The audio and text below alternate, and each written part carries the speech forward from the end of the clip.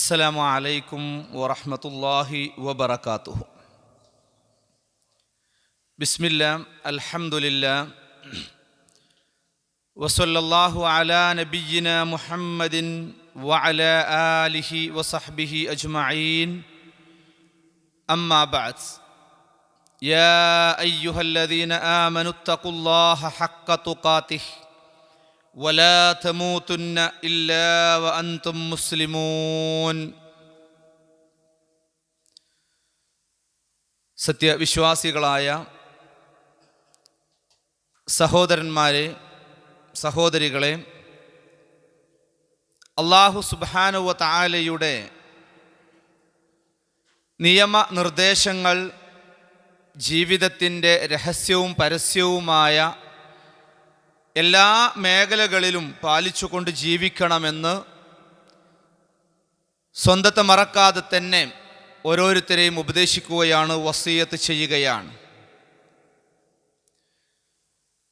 പുണ്യങ്ങളുടെ പൂക്കാലമായ വിശുദ്ധ റമളാനിൻ്റെ ഏകദേശം പകുതിയിലേക്ക് എത്തിയിരിക്കുകയാണ് നമ്മൾ. ഈ വിശുദ്ധ റമളാനിൽ എത്രമാത്രം എനിക്ക് പുണ്യങ്ങൾ കരസ്ഥമാക്കാൻ സാധിച്ചു എന്ന് നമ്മൾ ഓരോരുത്തരും സദാസമയവും ആലോചിച്ചു കൊണ്ടിരിക്കണം. എവിടെയാണ് നമുക്ക് കുറവ് എന്ന് തോന്നുന്നത് അത് പരിഹരിച്ചുകൊണ്ട് തുടർന്നു വരുന്ന ദിനങ്ങളെ ധന്യമാക്കാൻ കൂടി നമ്മൾ പരിശ്രമിക്കേണ്ടതുണ്ട്. അള്ളാഹു നമുക്ക് തൗഫീക്ക് നൽകി അനുഗ്രഹിക്കുമാറാവട്ടെ. സഹോദരങ്ങളെ, വിശുദ്ധ റമളാനിൽ ഓരോ ദിവസങ്ങളിലും ഈ ഒരു സമയത്ത് നടത്തപ്പെടുന്ന ഈ ഒരു വിജ്ഞാനവേദി, ഇന്ന് നമ്മൾ സംസാരിക്കുവാൻ ഉദ്ദേശിക്കുന്നത് ഇൻഷാ അല്ലാഹ് സംതൃപ്തമായ ഒരു കുടുംബ ജീവിതം എന്നതിനെ സംബന്ധിച്ചാണ്. മനുഷ്യനെ കുറിച്ച് നമ്മൾ ആലോചിച്ചു കഴിഞ്ഞാൽ അല്ലാഹു സുബ്ഹാനഹു വ തആല മനുഷ്യനെ സൃഷ്ടിച്ചിരിക്കുന്നത് ഒരു സാമൂഹ്യ ജീവിയായിട്ടാണ്. അവൻ ഒറ്റക്കൊറ്റക്ക് ജീവിക്കുന്ന ഒരു രീതിയല്ല. അതിനാൽ തന്നെ മനുഷ്യർക്കിടയിലുള്ള പരസ്പര ബന്ധങ്ങൾ, മനുഷ്യർക്കിടയിലുള്ള പരസ്പര ഇടപാടുകൾ, അതുപോലെയുള്ള കാര്യങ്ങളെല്ലാം തന്നെ ഏറ്റവും നല്ല രൂപത്തിൽ ആയിരിക്കണമെന്ന് അല്ലാഹു സുബ്ഹാനഹു വ തആലയും പ്രവാചകൻ സ്വല്ലല്ലാഹു അലൈഹി വസല്ലമയും നമുക്ക് പഠിപ്പിച്ചു തന്നിട്ടുണ്ട്. മനുഷ്യന് പലതരത്തിലുള്ള ബന്ധങ്ങളുണ്ട്. ഒരു മനുഷ്യന് അല്ലാഹുവുമായിട്ടുള്ള ബന്ധമുണ്ട്. അതേപോലെ തന്നെ നമുക്ക് മനുഷ്യർ തന്നെ പരസ്പരമുള്ള ബന്ധങ്ങളുണ്ട്. നമ്മുടെ സഹജീവികളോടുള്ള ബന്ധമുണ്ട്. ഒരു മനുഷ്യൻ എന്നുള്ള നിലയ്ക്ക് എനിക്ക് എന്നോട് തന്നെ, സ്വന്തത്തോട് തന്നെയുള്ള പല ബന്ധങ്ങളുമുണ്ട്. ഇങ്ങനെ പലതരത്തിലുള്ള ബന്ധങ്ങൾ നമുക്കുണ്ടാകുമ്പോൾ ഈ എല്ലാ തരത്തിലുള്ള ബന്ധങ്ങളും അത് ഏറ്റവും നല്ല രൂപത്തിൽ, ഏറ്റവും ശരിയായ രൂപത്തിലാക്കുവാൻ നമ്മൾ പരിശ്രമിക്കണം.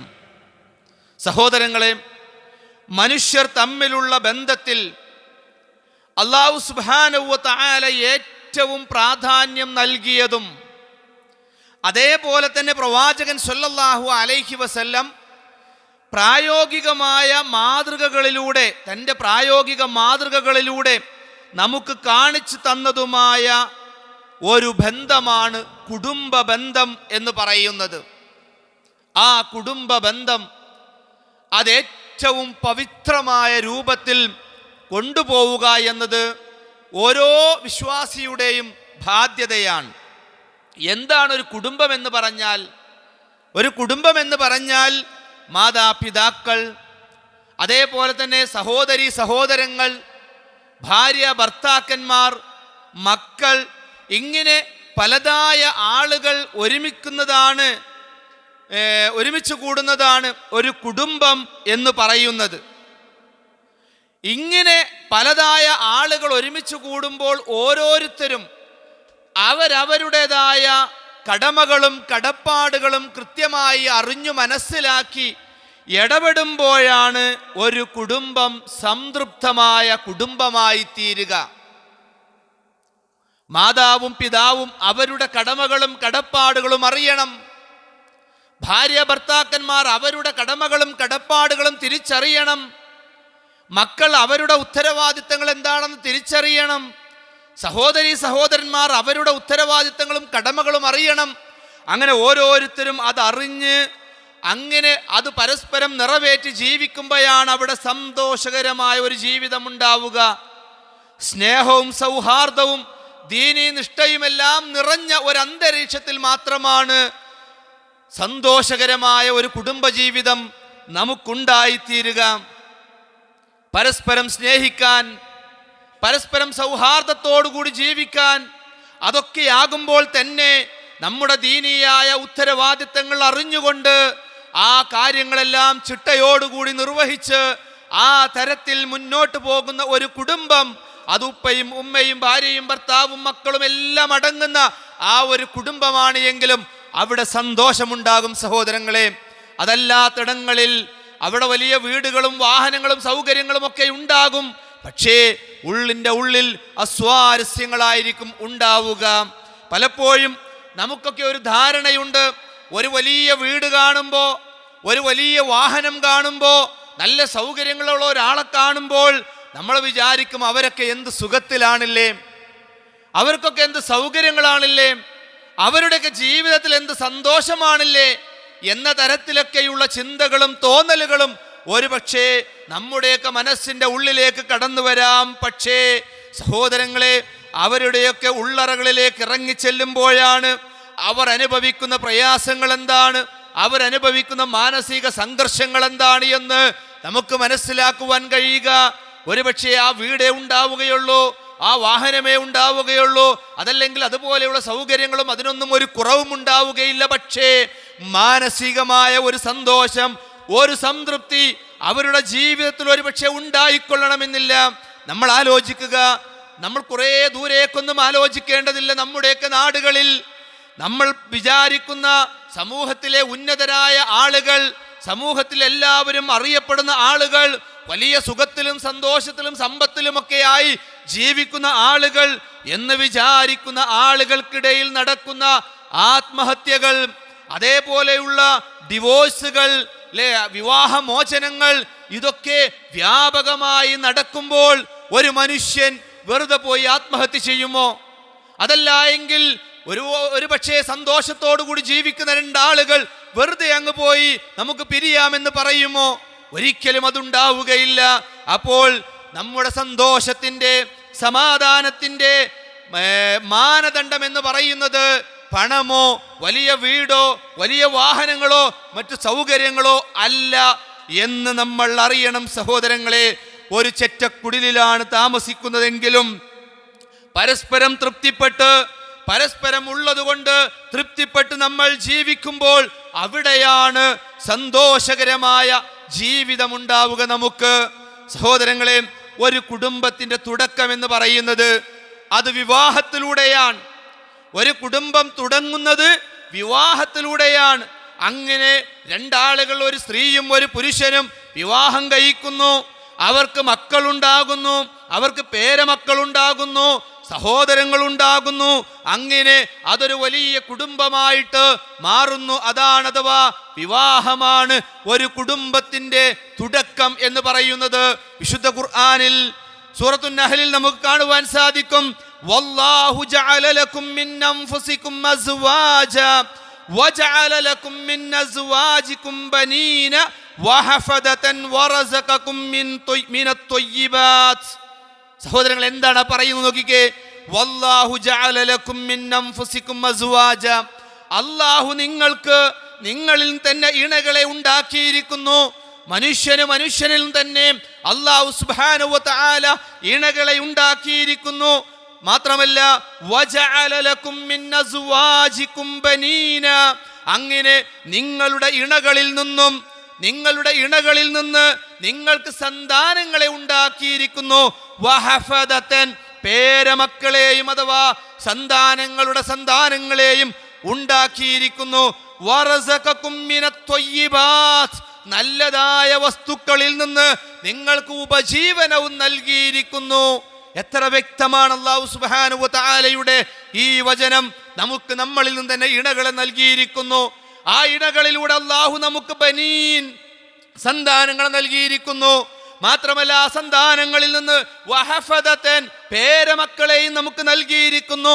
നല്ലതായ ഉപജീവന മാർഗങ്ങളും അല്ലാഹു സുബ്ഹാനഹു വ തആല നമുക്ക് നൽകിയിരിക്കുന്നു എന്ന് പറയുമ്പോൾ ആ ഇണകളിൽ നിന്നാണ് ആ വിവാഹ ബന്ധം അല്ലെങ്കിൽ ആ കുടുംബ ബന്ധം ആദ്യമായി തുടങ്ങുന്നത്. പിന്നെ മക്കളായി, പേരമക്കളായി, അങ്ങനെ അതൊരു വലിയ കുടുംബമായിട്ട് മാറുകയാണ് എന്നർത്ഥം. അതുകൊണ്ട് തന്നെ സഹോദരങ്ങളെ, നമ്മൾ ആലോചിക്കേണ്ട ഒരു കാര്യം, ഒരു കുടുംബം നന്നായി തീരണമെങ്കിൽ, ഒരു കുടുംബജീവിതം സന്തോഷകരമായി തീരണമെങ്കിൽ, സംതൃപ്തകരമായി തീരണമെങ്കിൽ അതെവിടെ നിന്ന് തുടങ്ങണം? ഒരാൾ വിവാഹം കഴിക്കുന്നത് മുതൽ, അതല്ലെങ്കിൽ വിവാഹാലോചന നടത്തുന്നത് മുതൽ ആ ഒരു കാര്യത്തിൽ നമുക്ക് ശ്രദ്ധയുണ്ടാവണം.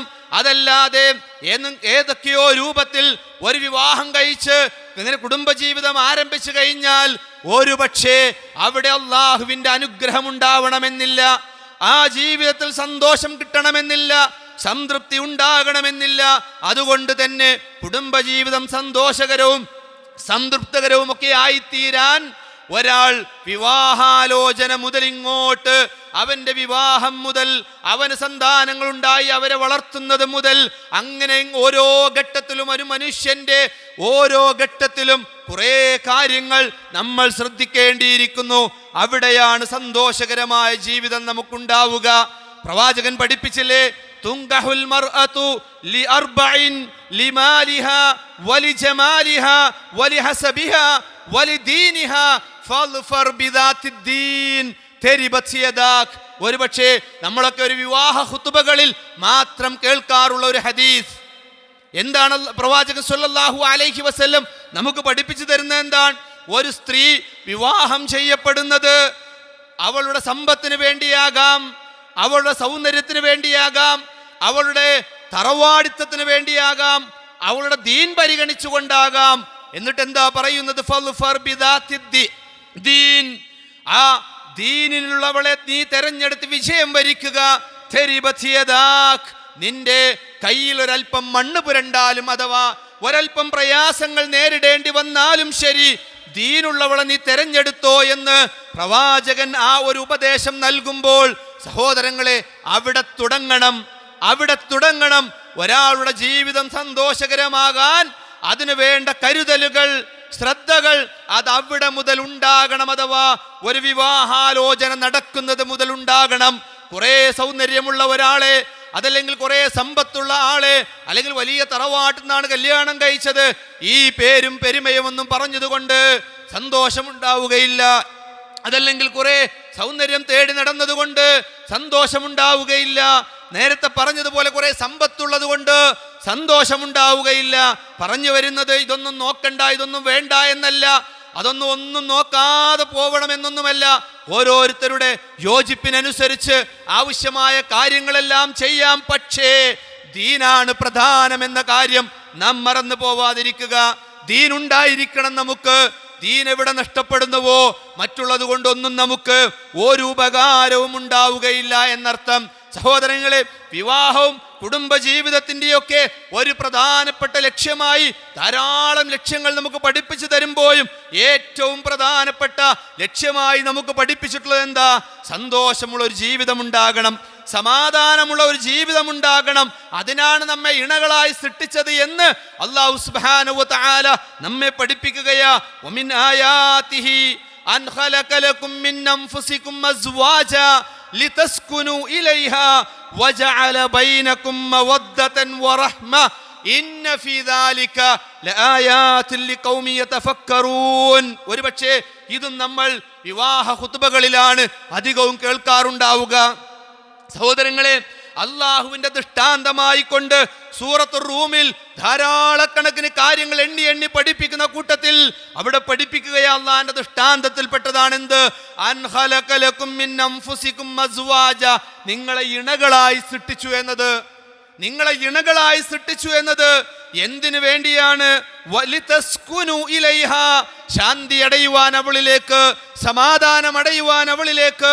വജഅല ബൈനകും മവദ്ദതൻ വറഹ്മ, നിങ്ങൾക്കിടയിൽ അവൻ കാരുണ്യവും സ്നേഹവും ഇട്ടിട്ടുണ്ട് എന്ന് അല്ലാഹു സുബ്ഹാനഹു വ തആല പറയുമ്പോൾ, സഹോദരങ്ങളെ, ആ സമാധാനവും ആ സന്തോഷവും അതെല്ലാം നമുക്ക് ലഭ്യമാവണമെങ്കിൽ വിവാഹത്തിലേക്ക് കടന്നു വരുന്ന ആ കുടുംബത്തിന് ആദ്യത്തെ തുടക്കം കുറിക്കുന്ന നവദമ്പതികൾ അല്ലെങ്കിൽ ഭാര്യ ഭർത്താക്കന്മാർ അവരവരുടെ കടമകളും കടപ്പാടുകളും അറിഞ്ഞ് ഇടപെടുമ്പോഴാണ് അതെല്ലാം നമുക്ക് സാധിക്കുക എന്ന കാര്യം നാം മറന്നു പോവരുത്.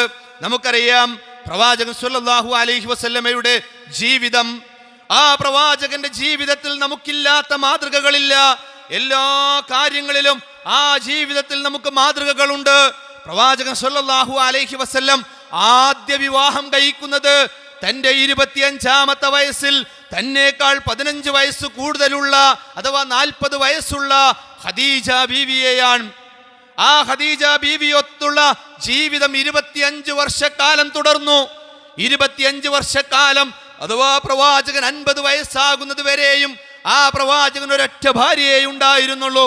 അത് ഖദീജ ബിൻത് ഖുവൈലിദ് റളിയല്ലാഹു അൻഹയായിരുന്നു. ആ മഹദിയുടെ വഫാത്തിന് ശേഷമാണ് പ്രവാചകൻ സല്ലല്ലാഹു അലൈഹി വസല്ലം മറ്റ് വിവാഹങ്ങളെല്ലാം കഴിച്ചിട്ടുള്ളത്. അപ്പോൾ 25 വർഷക്കാലം തൻ്റെ ഭാര്യയായി തന്നോടൊപ്പം ജീവിച്ച തൻ്റെ മക്കൾക്കെല്ലാം ഉമ്മയായിട്ടുള്ള ആ ഖദീജ ബീവിയെ കുറിച്ച് പ്രവാചകൻ സല്ലല്ലാഹു അലൈഹി വസല്ലം എപ്പോഴും ഓർക്കുന്ന ആളായിരുന്നു. ഒരിക്കൽ ആയിഷ റളിയല്ലാഹു അൻഹ പ്രവാചകന്റെ ഭാര്യമാരുടെ കൂട്ടത്തിൽ കന്യകയായിട്ടുള്ള ഏക ഭാര്യയായ ആയിഷ റളിയല്ലാഹു അൻഹയുടെ കൂടെ ഉണ്ടാകുമ്പോൾ ഒരു രാത്രിയിൽ പ്രവാചകൻ സല്ലല്ലാഹു അലൈഹി വസല്ലമയെ നോക്കിയിട്ട് കാണുന്നില്ല. അങ്ങനെ ഇറങ്ങി നോക്കുമ്പോൾ പ്രവാചകൻ പുറത്ത് കരയുകയാണ്. പ്രവാചകൻ പുറത്തിരുന്ന് കരയുകയാണ്. ചോദിക്കുകയാണ് ചെന്നിട്ട്, എന്താണ് പ്രവാചകരെ, എന്താണ് താങ്കൾ കരയുന്നത്, എന്താണ് താങ്കൾ കരയുന്നത് എന്ന ചോദ്യത്തിന് പ്രവാചകൻ നൽകിയ മറുപടി, ഞാൻ എൻ്റെ ഖദീജയെ സ്വപ്നത്തിൽ കണ്ടു എന്നാണ്. ഞാൻ എൻ്റെ ഖദീജയെ സ്വപ്നത്തിൽ കണ്ടു. എൻ്റെ ഖദീജയെ ഓർക്കുമ്പോഴെല്ലാം എനിക്ക് കരച്ചിൽ വരും. എൻ്റെ ഖദീജയെ ഓർക്കുമ്പോഴെല്ലാം എനിക്ക് കരച്ചിൽ വരുമെന്നാണ്. ആ സമയത്ത് പ്രവാചകൻ സല്ലല്ലാഹു അലൈഹി വസല്ലമയുടെ ആയിഷ ബീവി പറയുന്ന ഒരു കാര്യമുണ്ട്. നിങ്ങൾ ഇപ്പോഴും ആ ഒരു വൃദ്ധയായ കിളവിയായ ഖദീജയെ തന്നെ അങ്ങനെ ഓർത്തുകൊണ്ടിരിക്കുകയാണോ എന്ന ആശയത്തിൽ പ്രവാചകനോട് പ്രതികരിക്കുമ്പോൾ പ്രവാചകൻ പറയുകയാണ്, അവരാണ് എൻ്റെ ജീവിതത്തിലെ എൻ്റെ എല്ലാ പ്രതിസന്ധികളിലും എനിക്ക് താങ്ങായത്, എനിക്ക് തണലായത്. എല്ലാവരും എൻ്റെ വിശ്വാസത്തിൽ നിന്ന് അകന്നു പോകുമ്പോൾ എന്നിൽ ആദ്യമായി വിശ്വസിച്ചത് അവളാണ്. അതേപോലെ ഹിറാ ഗുഹയിൽ മലക്ക് വന്ന് എനിക്ക് വഹി നൽകി ഞാൻ പേടിച്ചരണ്ട് എൻ്റെ വീട്ടിലേക്ക് എത്തുമ്പോൾ എന്നെ പുതപ്പിച്ച് മൂടിയിട്ട് എന്നെ ആശ്വസിപ്പിച്ചത് എൻ്റെ ഖദീജയാണ്.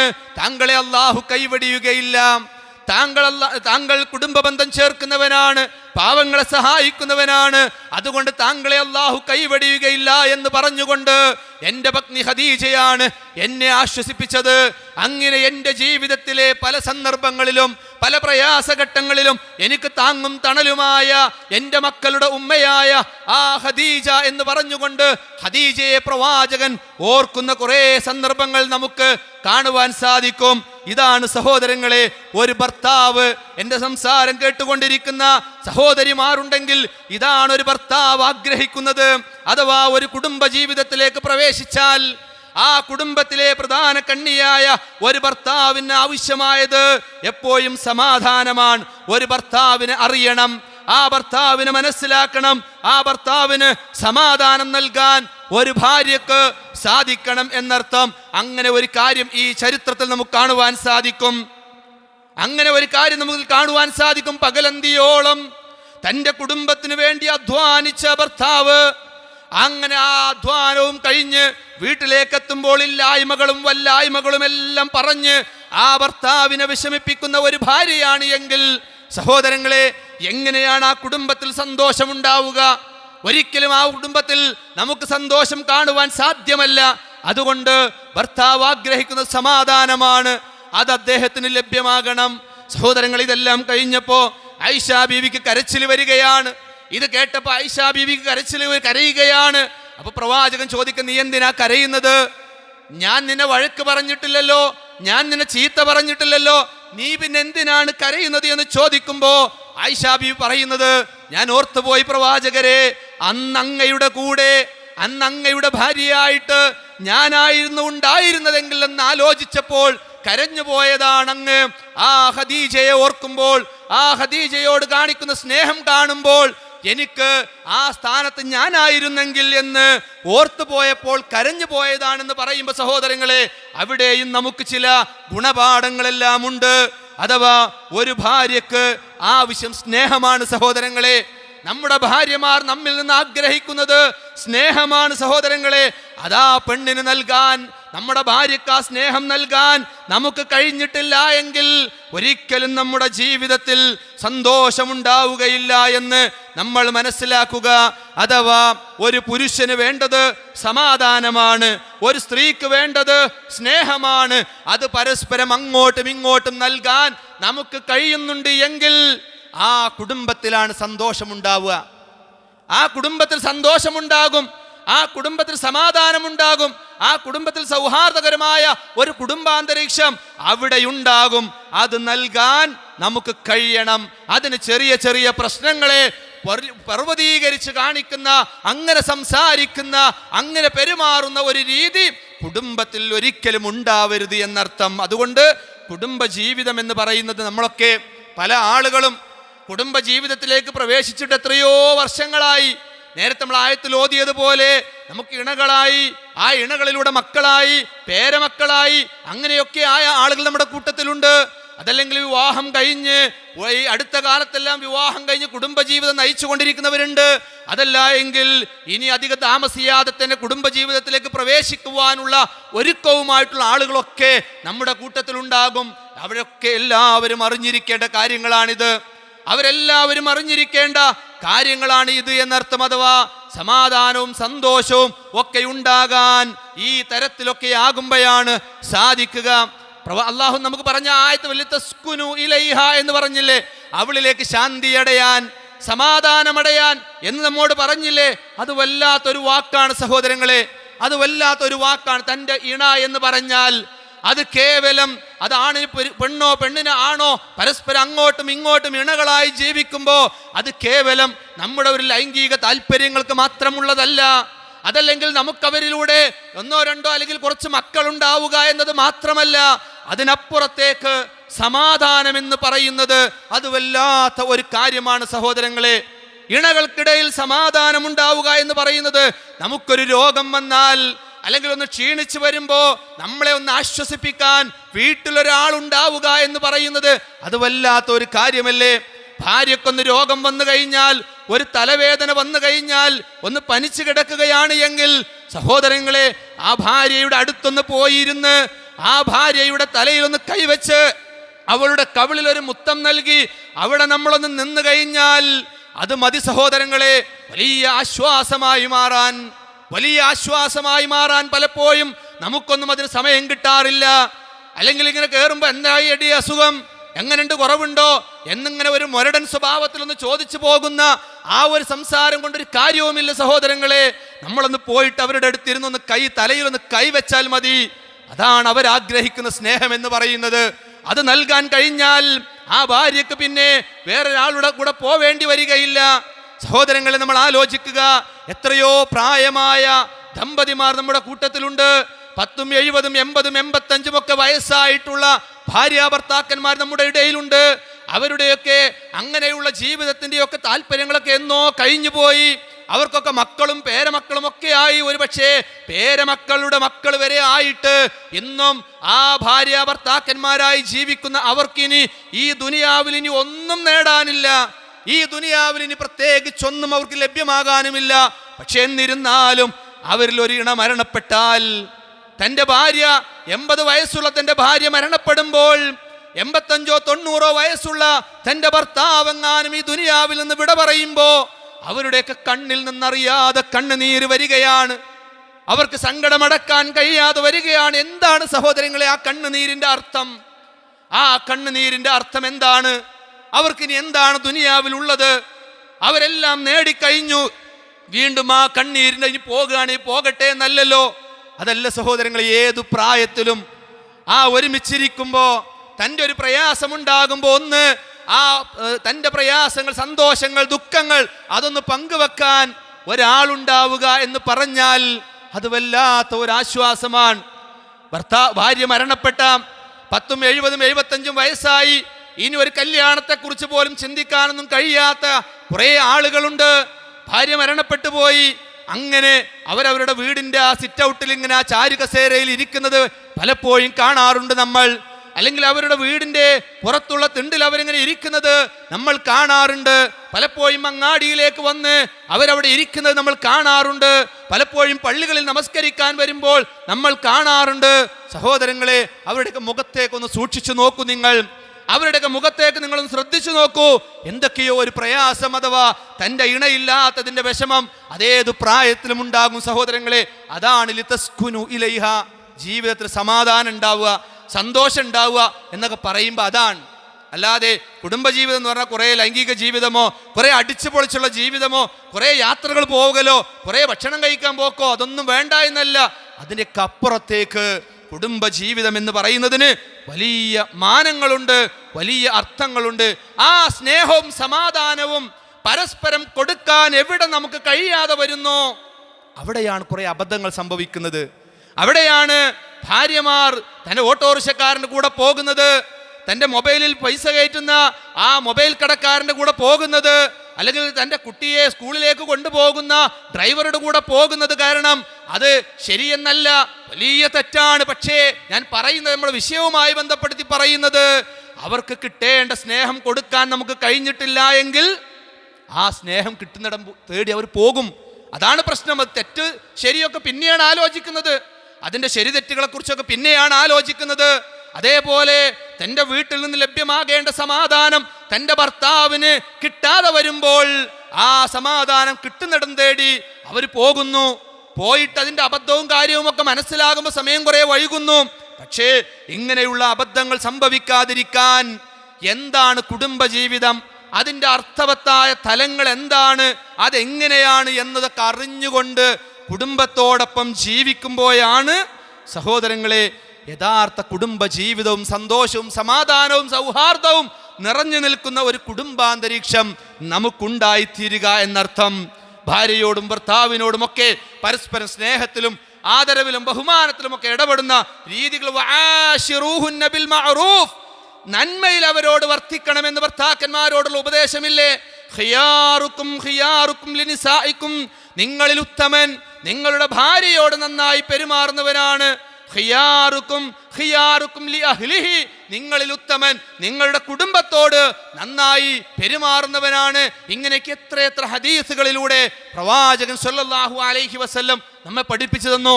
നമ്മളൊക്കെ നമ്മുടെ നാട്ടിലെ പുലികളായിരിക്കും, ചിലപ്പോൾ നമ്മളൊക്കെ അങ്ങാടിയിലേക്ക് ചെന്ന എല്ലാവരും ആദരിക്കുന്ന വ്യക്തികളായിരിക്കും. നമ്മളൊക്കെ പള്ളിയിലേക്ക് കയറി വരുമ്പോൾ എല്ലാവരാലും ബഹുമാനിക്കപ്പെടുന്ന ആളുകളായിരിക്കും. പക്ഷേ അതൊക്കെ അങ്ങനെ ആവട്ടെ സഹോദരങ്ങൾ. അതിനപ്പുറത്തേക്ക് ഞാൻ എൻ്റെ വീട്ടിൽ എങ്ങനെയാണ്, ഞാൻ എൻ്റെ ഭാര്യയുടെ അടുത്ത് എങ്ങനെയാണ്, ഞാൻ എൻ്റെ ഭർത്താവിൻ്റെ അടുത്ത് എങ്ങനെയാണ്, എൻ്റെ വീട്ടിലെ ഞാനാണോ, എൻ്റെ അങ്ങാടിയിലെ ഞാൻ, എൻ്റെ വീട്ടിലെ ഞാനാണോ, എൻ്റെ പള്ളിയിലെ ഞാൻ, എൻ്റെ വീട്ടിലെ ഞാനാണോ, എൻ്റെ കൂട്ടുകാരുടെ അടുത്തുള്ള ഞാൻ, രണ്ടും വ്യത്യാസമുണ്ട് എങ്കിൽ എവിടെയൊക്കെയോ തകരാറുകളുണ്ട് എന്ന് നമ്മൾ മനസ്സിലാക്കണം.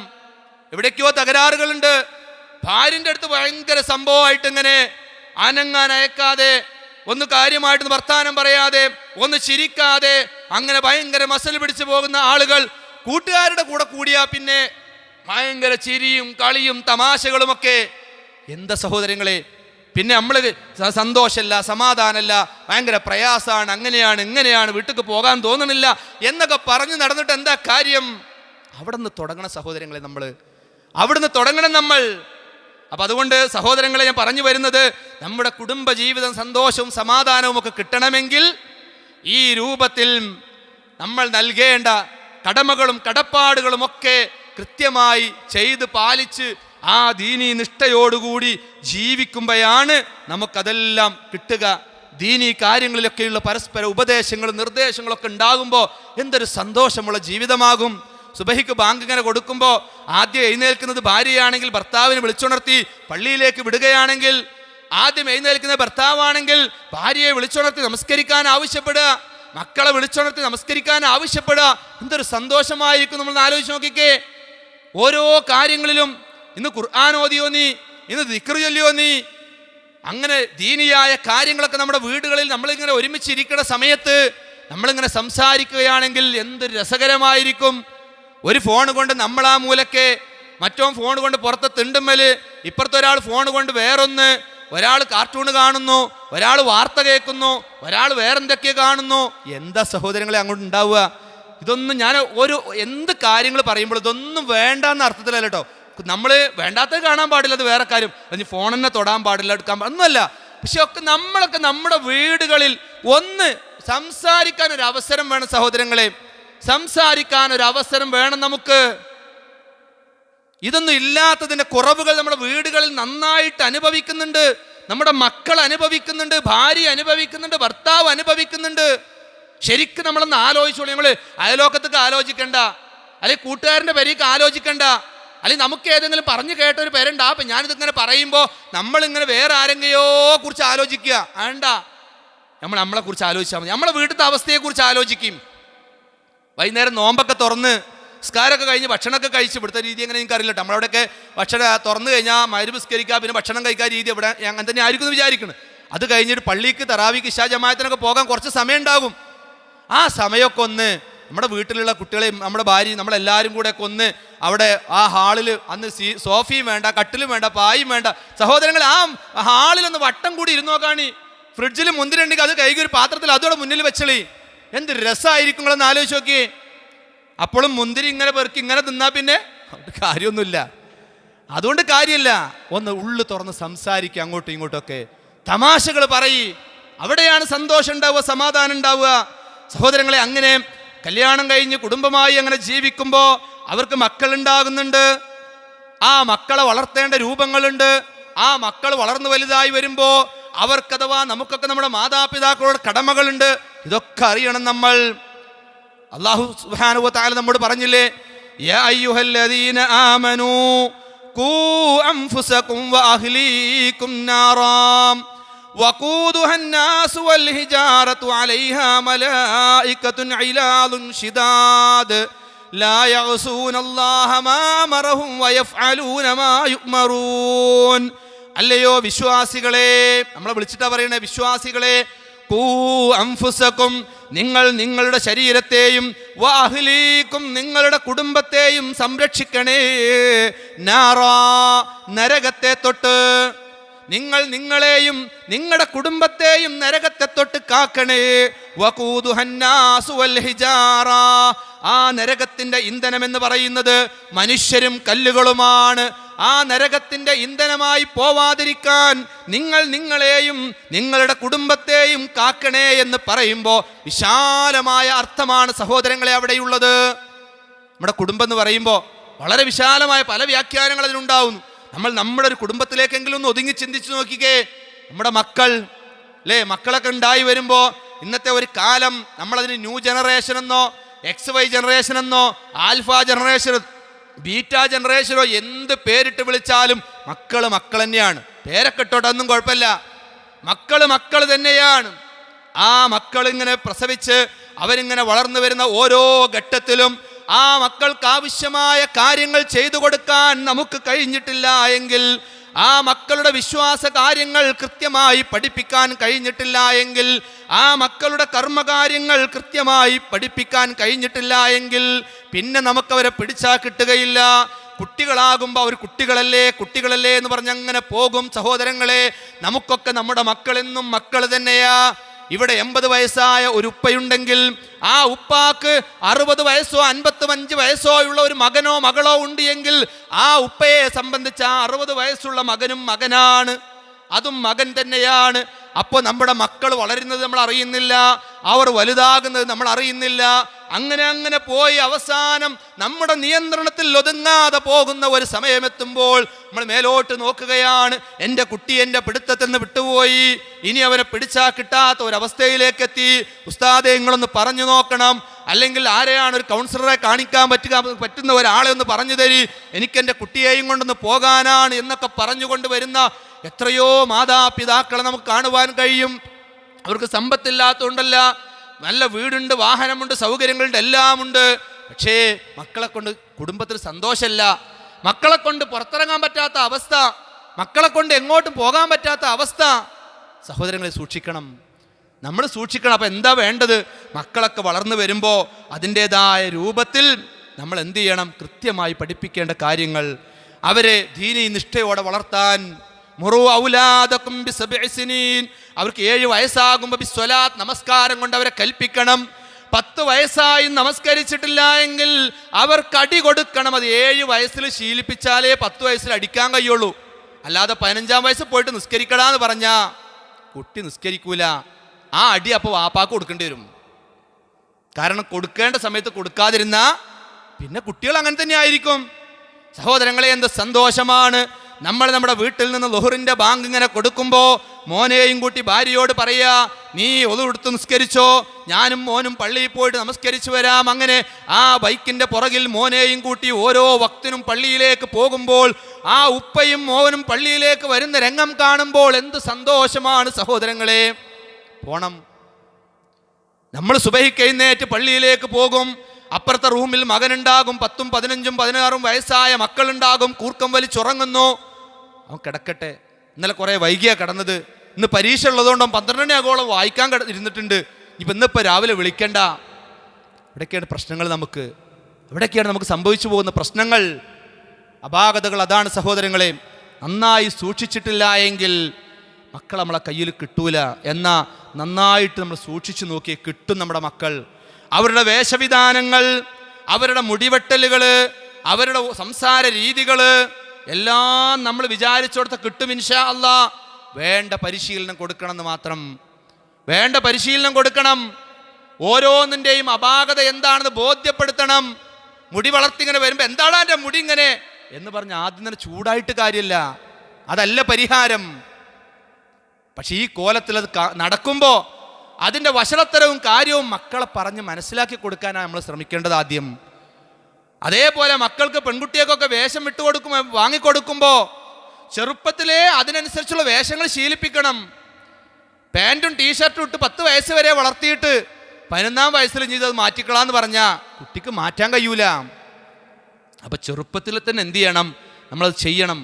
അതേ മക്കൾക്ക് സ്നേഹം കൊടുക്കണം, സ്നേഹിച്ച് വഷളാക്കാൻ പാടില്ല. അങ്ങനെയൊക്കെ ഉണ്ട്. രണ്ടും സ്നേഹിക്കണം, പക്ഷെ സ്നേഹിച്ച് വഷളാക്കാൻ പാടില്ല. മക്കൾക്ക് സ്നേഹവും അതേപോലെ തന്നെ ശിക്ഷണവും ശിക്ഷയും എല്ലാം ഒരുമിക്കുമ്പോഴാണ് മക്കളായി കിട്ടുക. ചിലപ്പോൾ നന്നായി സ്നേഹിക്കേണ്ടി വരും, ഒന്ന് തലോടേണ്ടി വരും. സഹോദരങ്ങളെ, 10ഉം 15ഉം വയസ്സായ മക്കൾ, ആൺമക്കൾ നമ്മുടെ മുമ്പിലുണ്ടാകുമ്പോൾ അവനെ ഒന്ന് തോളിൽ കൈയിട്ട് പിടിക്കാൻ, അവൻ്റെ അരയിലൂടെ ഒന്ന് കൂട്ടിപ്പിടിക്കാൻ, അവൻ്റെ കവിളിലൊരു മുത്തം കൊടുക്കാൻ, അവൻ്റെ മുടിയഴികളിലൂടെ നമ്മുടെ വിരലുകളൊന്ന് ഓടിക്കാൻ കഴിയാറുണ്ടോ? നമുക്ക് ഒക്കെ കൊടുക്കുന്ന സ്നേഹമാണ് അതൊക്കെ, നമുക്ക് നൽകാൻ പറ്റിയ സ്നേഹമാണതൊക്കെ. ഇതൊക്കെ കിട്ടാതെ വരുമ്പോൾ ഞാൻ നേരത്തെ പറഞ്ഞില്ല, അതുപോലെ കിട്ടുന്നിടത്തൊക്കെ അവർ പോകും. കുറേ മക്കളുള്ള വീടുകളിലൊക്കെ നല്ലോണം ശ്രദ്ധിക്കണം. ഞാനൊരു സ്കൂൾ അധ്യാപകനാണ്, അതുകൊണ്ട് തന്നെ പല കുട്ടികളും അനുഭവിക്കുന്ന പ്രശ്നങ്ങൾ എന്താണ് എന്ന് നമുക്കറിയാം. ഇന്നലെ മിനിഞ്ഞാന്നുള്ളൊരു അനുഭവം പറഞ്ഞാൽ സഹോദരങ്ങളെ, ഒരു കുട്ടി, അവനെന്നും കുറച്ച് വികൃതിക്കാരനാണ്, കുറച്ച് പ്രശ്നക്കാരനാണ്. അപ്പോൾ എന്നും ടീച്ചേഴ്സ് അവന് പിടിച്ച് ചിലപ്പോൾ അടി കൊടുക്കും, അല്ലെങ്കിൽ അങ്ങനെ ചിലപ്പോൾ ചീത്ത പറയും, ചിലപ്പോൾ ഉപദേശിച്ച് വിടും, അങ്ങനെയൊക്കെ വിടും. ഇതങ്ങനെ വിട്ട് നോക്കുമ്പോഴാണ് ശരിക്ക് വേറൊരു ടീച്ചർ, ഒരു സീനിയർ ടീച്ചർ അവനെ ശരിക്കൊന്ന് പഠിക്കാൻ ശ്രമിച്ചതാണ്. അങ്ങനെ മിനിഞ്ഞാന്ന് അവനൊരു കേസിൽ പിടിച്ചപ്പോൾ അവനെ കൊണ്ടിരുത്തി ഒപ്പം നിർത്തി തോളിലൊക്കെ കൈയിട്ട ടീച്ചർ ഇങ്ങനെ സംസാരിക്കുമ്പോൾ അവനോട് ഓരോ കാര്യങ്ങൾ ഇങ്ങനെ പറയുമ്പോൾ തല താത്തി നിൽക്കുള്ളൂ, തല പൊങ്ങൂല. തല പൊങ്ങാന്നപ്പോൾ ടീച്ചർ അവൻ്റെ താടിക്ക് പിടിച്ചൊന്നിങ്ങനെ, എടാ നീ എൻ്റെ മുഖത്ത് നോക്കി സംസാരിക്കടാ എന്ന് പറഞ്ഞപ്പോൾ എന്ത് ചെയ്തു? അവൻ്റെ തല ഉയർത്തിയപ്പോൾ കണ്ണിങ്ങനെ നിറഞ്ഞു നിൽക്കുകയാണ്. അപ്പം അവൻ്റെ താത്തമാർ 2 പേര്, മൂത്ത ആളുകൾ, അവരും ഇവനും തമ്മിൽ കുറേ വയസ്സ് ഡിഫറൻസ് ഉണ്ട്. മൂത്ത താത്തയെ കല്യാണം കഴിച്ച് ആ കുട്ടിയുണ്ട്, മൂത്ത താത്താക്ക് കുട്ടിയുണ്ട്. ഇവൻ ഇപ്പോഴും 6ാം ക്ലാസ് പഠിക്കുന്ന കുട്ടിയാണ്, നല്ല വ്യത്യാസം പ്രായത്തിൽ. അപ്പം ടീച്ചർ എടുത്ത വൈക്ക് ചോദിച്ചു, എന്താ പരീത്ത കൊഞ്ചിക്കുട്ടിയാണല്ലേ, അതിൻ്റെതൊക്കെ എൻ്റെ കാണുന്നുണ്ടല്ലേ എന്നൊരു ചോദ്യം ചോദിച്ചപ്പോൾ ആ കുട്ടി എടുത്ത് ഇന്നോലാരും നോക്കാറില്ല, ഞാൻ ആ പ്രയോഗം വെറുതെ പറഞ്ഞല്ല കേട്ടോ, ആ കുട്ടി പറഞ്ഞ പ്രയോഗ നമ്മൾ കാണുകയാണ്. ഇന്നാരും നോക്കാറില്ല, ഓൾക്ക് താത്താൻ്റെ കുട്ടിനെ മതി. ആ വർത്താനം മറന്നുപോയത് സഹോദരങ്ങളെ. നമ്മൾ ഇതൊക്കെ അനുഭവങ്ങൾ പറയാൻ മാത്രമല്ല. അപ്പം എന്താണെന്ന് വെച്ചാൽ താത്താക്ക് കുട്ടി ഉണ്ടായപ്പോൾ ആ ചെറിയ കുട്ടിയാകുമ്പോൾ സ്വാഭാവികമായിട്ടും വാപ്പാക്കും ഉമ്മാക്കും വല്യപ്പാക്കും വല്യമ്മാക്കും ആ കുട്ടിയോട് വാത്സല്യവും സ്നേഹമൊക്കെ ഉണ്ടാകും. പക്ഷേ ആ ഉപ്പയും ഉമ്മയും ശ്രദ്ധിച്ചില്ല. എൻ്റെ കുട്ടി ആ മൂത്ത മോളുടെ രൂപത്തിൽ പ്രായത്തിലേക്ക് വലുതായിട്ടില്ല, ഇവർ തമ്മിൽ ഇത്ര വയസ്സ് വ്യത്യാസമുണ്ട്, ഈ കുട്ടി വളരെ ചെറിയ പ്രായമാണ് എന്നാ ഉപ്പയും ഉമ്മയും ശ്രദ്ധിച്ചില്ല. അപ്പം ഇവന് വേണ്ട പരിഗണന കിട്ടുന്നില്ല. ഇവൻ്റെ മനസ്സിലേക്കൊരു കാര്യം കയറി, എന്ത്, വീട്ടിൽ ഇന്ന ആർക്കും വേണ്ട, ഇന്ന ആരും പരിഗണിക്കുന്നില്ല, ഇന്ന ആരും ശ്രദ്ധിക്കുന്നില്ല, എല്ലാവർക്കും താത്താൻ്റെ കുട്ടിനെ മതി, താത്താൻ്റെ കുട്ടിനെ എടുക്കുന്നു, കളിപ്പിക്കുന്നു, മിഠായി വാങ്ങിക്കൊടുക്കുന്നു, എല്ലായിടത്തും കൊണ്ടുപോകുന്നു. ഇങ്ങനൊരു ചിന്ത കുട്ടീൻ്റെ മനസ്സിലേക്ക് കയറി. സഹോദരങ്ങൾ, അത്തരം കുട്ടികൾ തെറ്റിപ്പോകും. കുട്ടികൾക്ക് കിട്ടേണ്ടത് കിട്ടണം. ഇതൊന്നും ഇല്ലാതിരിക്കുമ്പോൾ എന്ത് ചെയ്യുന്നു, നമുക്ക് കുറേ പ്രശ്നങ്ങൾ വീട്ടിലുണ്ടാകും. അതുകൊണ്ട് തന്നെ നമ്മൾ നന്നായി മക്കളെ സ്നേഹിക്കണം. എല്ലാ മക്കൾക്കും, ആൺകുട്ടിയാവട്ടെ പെൺകുട്ടിയാവട്ടെ, അവരുടെ വളർച്ചക്കനുസരിച്ച് പല കാര്യങ്ങളും അവരെ പറഞ്ഞ് ബോധ്യപ്പെടുത്തി കൊടുക്കണം. സഹോദരങ്ങളെ, പലതും പറഞ്ഞ് ബോധ്യപ്പെടുത്തി കൊടുക്കണം. പ്രത്യേകിച്ച് പഴയതുപോലെയല്ല ഇന്നത്തെ ക്യാമ്പസ് സിറ്റുവേഷൻ. ഇന്നത്തേക്ക് സ്കൂളുകൾ, കോളേജുകൾ, അവിടെ നടക്കുന്ന കാര്യങ്ങളൊക്കെ നമുക്കൊന്നും പറയാൻ പറ്റുന്നതല്ല. കണ്ട് എങ്ങനെ എന്താ പറയുക, ഒരു ദയനീയതയോടെ നോക്കി നിൽക്കാനല്ലാതെ വേറൊരു മാർഗമല്ല നമുക്കൊന്നും. നിയമപരിരക്ഷയുണ്ട് അവർക്ക്. എല്ലാ തോന്നിവാസങ്ങൾക്കും ഇതൊക്കെ തിരിച്ചറിയുന്നൊരു കാലം വരും. പക്ഷേ അന്നേക്കെല്ലാം നിയന്ത്രണം പിടുത്തം വിട്ട് പോയിട്ടുണ്ടാകും. അവിടെയൊക്കെ നമ്മുടെ മക്കളോട് തുറന്ന് പച്ചയായി പറയേണ്ടി വരും. മക്കളെ, സ്കൂളിൽ പോയ നിങ്ങൾ പലതും കാണും, വേണ്ടാത്തത് പലതും കാണും, പലരും നിങ്ങളെ വിളിക്കും, പലതിനും വിളിക്കും, പലതും തരും, അത് വാങ്ങരുത്. ഇങ്ങനെ പച്ചയായി മക്കൾക്ക് കാര്യങ്ങൾ പറഞ്ഞതിൻ്റെ ബോധ്യപ്പെടുത്തിയിട്ടില്ല എങ്കിൽ ഈ മക്കൾ അപകടത്തിൽപ്പെടും. സഹോദരങ്ങളെ, ഈ മക്കൾ അപകടത്തിൽപ്പെടും. പിന്നെ സങ്കടപ്പെട്ടിട്ട് കാര്യമില്ല, പിന്നെ കുറേ പ്രയാസപ്പെട്ട് നടന്നിട്ട് കാര്യമില്ല. കുടുംബത്തിലെ എല്ലാ സന്തോഷവും നഷ്ടപ്പെടും. സഹോദരങ്ങളെ, എത്ര പണമുണ്ടായിട്ടും വീടുണ്ടായിട്ടും വാഹനമുണ്ടായിട്ടും എല്ലാ ദുന്യവിയായ സൗകര്യങ്ങളുണ്ടായിട്ടും മക്കളുടെ കൂട്ടത്തിൽ ഒരാളൊന്ന് പിഴച്ചാൽ അത് മതി ആ കുടുംബത്തിൻ്റെ എല്ലാ സന്തോഷവും ഇല്ലാതെയായി പോകാൻ. കുടുംബം എന്ന് പറഞ്ഞാൽ അതാണ്, ഒരു ശരീരമാണത്. ശരീരത്തിലെ ഒരവയവത്തിനൊരു പ്രയാസമുണ്ടായ അതിൻ്റെ ഭാഗമായി നമുക്ക് ശരീരമാസകലം പ്രയാസം ഉണ്ടാകും. അതങ്ങനെ തന്നെയാവും. കുടുംബത്തിൽ ഒരാൾക്കൊരു പ്രശ്നം ഉണ്ടായ അത് ആ കുടുംബത്തെ ഒന്നടങ്കം ഉലക്കുന്ന സാഹചര്യങ്ങൾ ഉണ്ടാകും.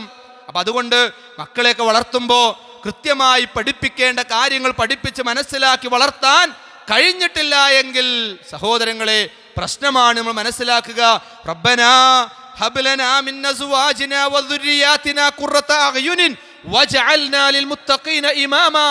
നമ്മളൊക്കെ പ്രാർത്ഥിക്കലില്ലേ? പ്രാർത്ഥിച്ച മാത്രം പോരെ സഹോദരങ്ങളെ, പ്രാർത്ഥിക്കണം, മനസ്സറിഞ്ഞ് പ്രാർത്ഥിക്കണം. റബ്ബനാ, ഞങ്ങളുടെ രക്ഷിതാവേ, ഹബ് ലനാ മിൻ അസ്വാജിനാ വദുരിയാതിനാ ഖുറത അഅ്യുനിൻ, ഞങ്ങളുടെ ഇണകളിൽ നിന്ന്, ഞങ്ങളുടെ സന്താനങ്ങളിൽ നിന്ന് നീ ഞങ്ങൾക്ക് കൺകുളിർമ നൽകണമേ എന്ന് മനസ്സറിഞ്ഞ് പ്രാർത്ഥിക്കണം. വജഅൽനാ ലിൽമുത്തഖീന ഇമാമാ, മുത്തഖീങ്ങളായ ആളുകൾക്ക് മാതൃകായോഗ്യമായ ഒരു കുടുംബമാക്കി എൻ്റെ കുടുംബത്തെ മാറ്റണമേ എന്ന് പ്രാർത്ഥിച്ചാൽ മാത്രം പോരെ സഹോദരങ്ങളെ. അതിനു വേണ്ടി നമ്മുടെ ഭാര്യമാരെ, നമ്മുടെ ഭർത്താക്കന്മാരെ, നമ്മുടെ മക്കളെ, നമ്മുടെ മാതാപിതാക്കളെ, അവർക്കാവശ്യമായ കാര്യങ്ങളെ പറഞ്ഞു പഠിപ്പിച്ച് ആ ഒരു അന്തരീക്ഷം നമ്മുടെ കുടുംബത്തിലും വീട്ടിലുമൊക്കെ ഉണ്ടാക്കി കഴിഞ്ഞാൽ സ്വാഭാവികമായിട്ടുണ്ടാകും. അതൊന്നുമില്ലാതെ അങ്ങനെ തോന്നിയതുപോലെ ജീവിക്കുക, പ്രാർത്ഥിക്കുമ്പോൾ അങ്ങനെ പ്രാർത്ഥിക്കുക, അതുകൊണ്ട് പ്രത്യേകിച്ചൊരു കാര്യവും ഉണ്ടാവുകയില്ല എന്ന് നമ്മൾ മനസ്സിലാക്കുക. അപ്പോൾ ഭാര്യയും ഭർത്താവുമായി ജീവിക്കുമ്പോൾ മക്കളുണ്ടാകുന്നു. ആ മക്കളെ വളർത്തേണ്ട രൂപം ഇനി ആ മക്കളൊക്കെ ഇങ്ങനെ വളർന്നു വലുതായി നമ്മളെപ്പോലെയൊക്കെ ആകും. നമ്മളെപ്പോലെയൊക്കെ ആകുമ്പോഴും ആ വീട്ടിൽ രണ്ടാളുണ്ടാകും. അതാരാന്നറിയോ? നമ്മുടെ ഉപ്പയും ഉമ്മയും. നമ്മുടെ ഉപ്പയും ഉമ്മയും ഉണ്ടാകും ആ വീട്ടിൽ. ചിലപ്പോൾ അവരുടെ പല്ലൊക്കെ പോയിട്ടുണ്ടാകും, നടക്കാൻ പറ്റാത്ത അവസ്ഥയിലേക്ക് എത്തിയിട്ടുണ്ടാകും, വാർദ്ധക്യ സഹജമായ രോഗങ്ങൾ ഉണ്ടായിട്ടുണ്ടാകും. അതിലേക്കൊക്കെ എത്തിയപ്പോൾ ഉപ്പയും ഉമ്മയപ്പം എൻ്റെ അടുത്താണ് ഉള്ളത്. എവിടെ ഉപ്പയും ഉമ്മയൊക്കെ?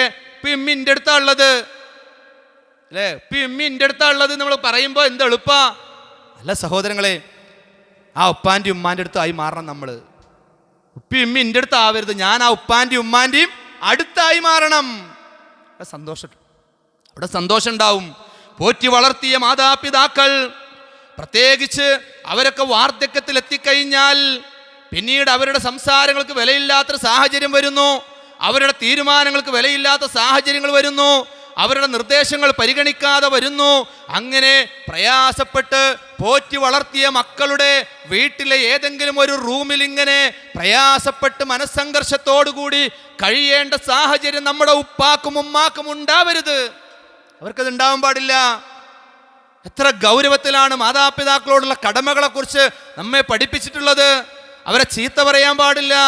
ഛേ എന്ന ഒരു വാക്ക് പോലും നിങ്ങൾ അവരോട് പറയാൻ പാടില്ല. അവർക്ക് കാരുണ്യത്തിന് ചിറകുകൾ താഴ്ത്തി കൊടുക്കണം. അവർക്ക് വേണ്ടി പ്രാർത്ഥിക്കണം. അവർക്ക് വേണ്ട എല്ലാ കാര്യങ്ങളും ചെയ്തു കൊടുക്കണം.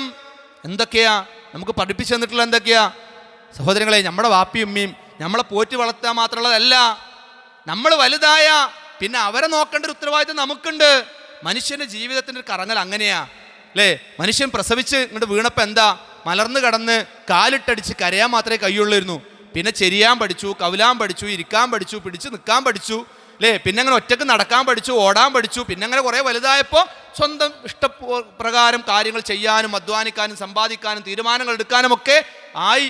പിന്നെ കല്യാണം കഴിച്ചു, മക്കളായി, അവർ വലുതായി. അപ്പോഴേക്ക് നമ്മളിങ്ങനെ പ്രായമായി വരികയാണ്. പിന്നെ മക്കളൊക്കെ അവരുടെ ഉത്തരവാദിത്തങ്ങളിലേക്ക് എത്തിയപ്പോൾ നമ്മൾ വേറെ ലെവലിലേക്ക് പോകുന്നു. അത് പിന്നെയും മുന്നോട്ട് പോകുമ്പോൾ രോഗങ്ങളാകുന്നു, വാർദ്ധക്യമാകുന്നു, പിന്നെ നടക്കാൻ പറ്റാത്ത അവസ്ഥയ്ക്ക് എത്തുന്നു, പിന്നെ ബെഡഡായി മാറുന്നു, അഥവാ കിടക്കേണ്ട ഒരു അവസ്ഥയിലേക്ക് വരുന്നു. പിന്നെ ആ കിടക്കയിൽ തന്നെ ഈ മൂത്രമൊഴിക്കലും കാഷ്ടിക്കലും ആ ഒരു അവസ്ഥയിലേക്ക് എത്തുന്നു. പിന്നെ അവസാനം നമ്മൾ പ്രസവിച്ച അതേ അവസ്ഥയ്ക്ക് എത്തും. അഥവാ ഒന്ന് തിരിഞ്ഞു കിടക്കണമെങ്കിൽ വേറൊരാളുടെ സഹായം വേണ്ടി വരും. ഇത് മനുഷ്യൻ്റെ ജീവിതത്തിൻ്റെ ചക്രം അങ്ങനെ തന്നെയാണ്. അതിൻ്റെ ഇടക്ക് അവിടേക്ക് എത്തുന്നതിന് മുമ്പ് പലരും പോകും, ചിലർ അവിടേക്ക് എത്തും, ചിലർ തുടക്കത്തിലേ വീഴും. അങ്ങനെയൊക്കെ സംഭവിക്കുമെന്നർത്ഥം. പക്ഷേ എവിടെയാകുമ്പോഴും നമ്മുടെ ഉപ്പ, എൻ്റെ ഉമ്മ എന്ന് പറയുമ്പോൾ അതൊരു വികാരമായി മാറണം സഹോദരങ്ങളെ. നമുക്ക് എൻ്റെ ഉപ്പ എൻ്റെ ഉമ്മ എന്ന് പറയുമ്പോൾ ചിലപ്പോൾ ഉപ്പാക്കും ഉമ്മാക്കും 5-6 മക്കളുണ്ടാകും. ആ 5-6 മക്കളുണ്ടാകുമ്പോൾ അവിടെ ഏതെങ്കിലും ഒരു മകൻ്റെ വീട്ടിൽ, അല്ലെങ്കിൽ ചെറിയ മകൻ, നമ്മുടെ നാട്ടിലൊക്കെ രീതി അനുസരിച്ച് ഉപ്പയും ഉമ്മയും തറവാട്ടിൽ ചെറിയ മകൻ്റെ അടുത്ത് അതെന്നും ഓലെന്നെ എന്നാൽ ബാപ്പിയമ്മയൊക്കെ പ്രായമായി അവർക്ക് വേണ്ട കാര്യങ്ങൾ ചെയ്തു കൊടുക്കുന്ന സമയം വരുമ്പോൾ നമ്മൾ മനസ്സറിഞ്ഞ് ചെയ്യുമ്പോഴും പ്രയാസമുണ്ട് സഹോദരങ്ങളില്ലേ? പ്രയാസമില്ലെന്ന് നമുക്ക് പറയാൻ പറ്റുമോ? നമുക്കൊക്കെ തോന്നണം. 5ൻ്റെ അടുത്താണ് ബാപ്പിയമ്മയൊക്കെ, എന്നാലും ബാപ്പാനെ കുളിപ്പിക്കണേ ചെല്ലണപ്പോൾ ഒരാൾ കുളിപ്പിച്ചു കൊടുക്കണം, ഒരാൾ കഴുകി കൊടുക്കണം, ഒരാൾ ഡ്രസ്സ് മാറ്റി കൊടുക്കണം. നിനക്ക് അവസ്ഥയിലാണ് വാപ്പ ഉള്ളത്. എന്നിട്ട് അയ്യോ ഞാൻ ഈ ആഴ്ച പോയിട്ടില്ല, ഞാൻ പോയിട്ട് 5-8 ദിവസമായി. അങ്ങനെ ആവരുത്. ദിവസം ഉപ്പാൻ്റെ അടുത്തുനിന്ന് എത്താൻ, ഉപ്പാനെ കുളിപ്പിക്കുന്ന സമയം എപ്പോഴാണോ ആ സമയത്ത് അവിടെ എത്തി ഉപ്പാനെ കുളിപ്പിക്കുന്നതിൽ പങ്കാളിയാവാൻ.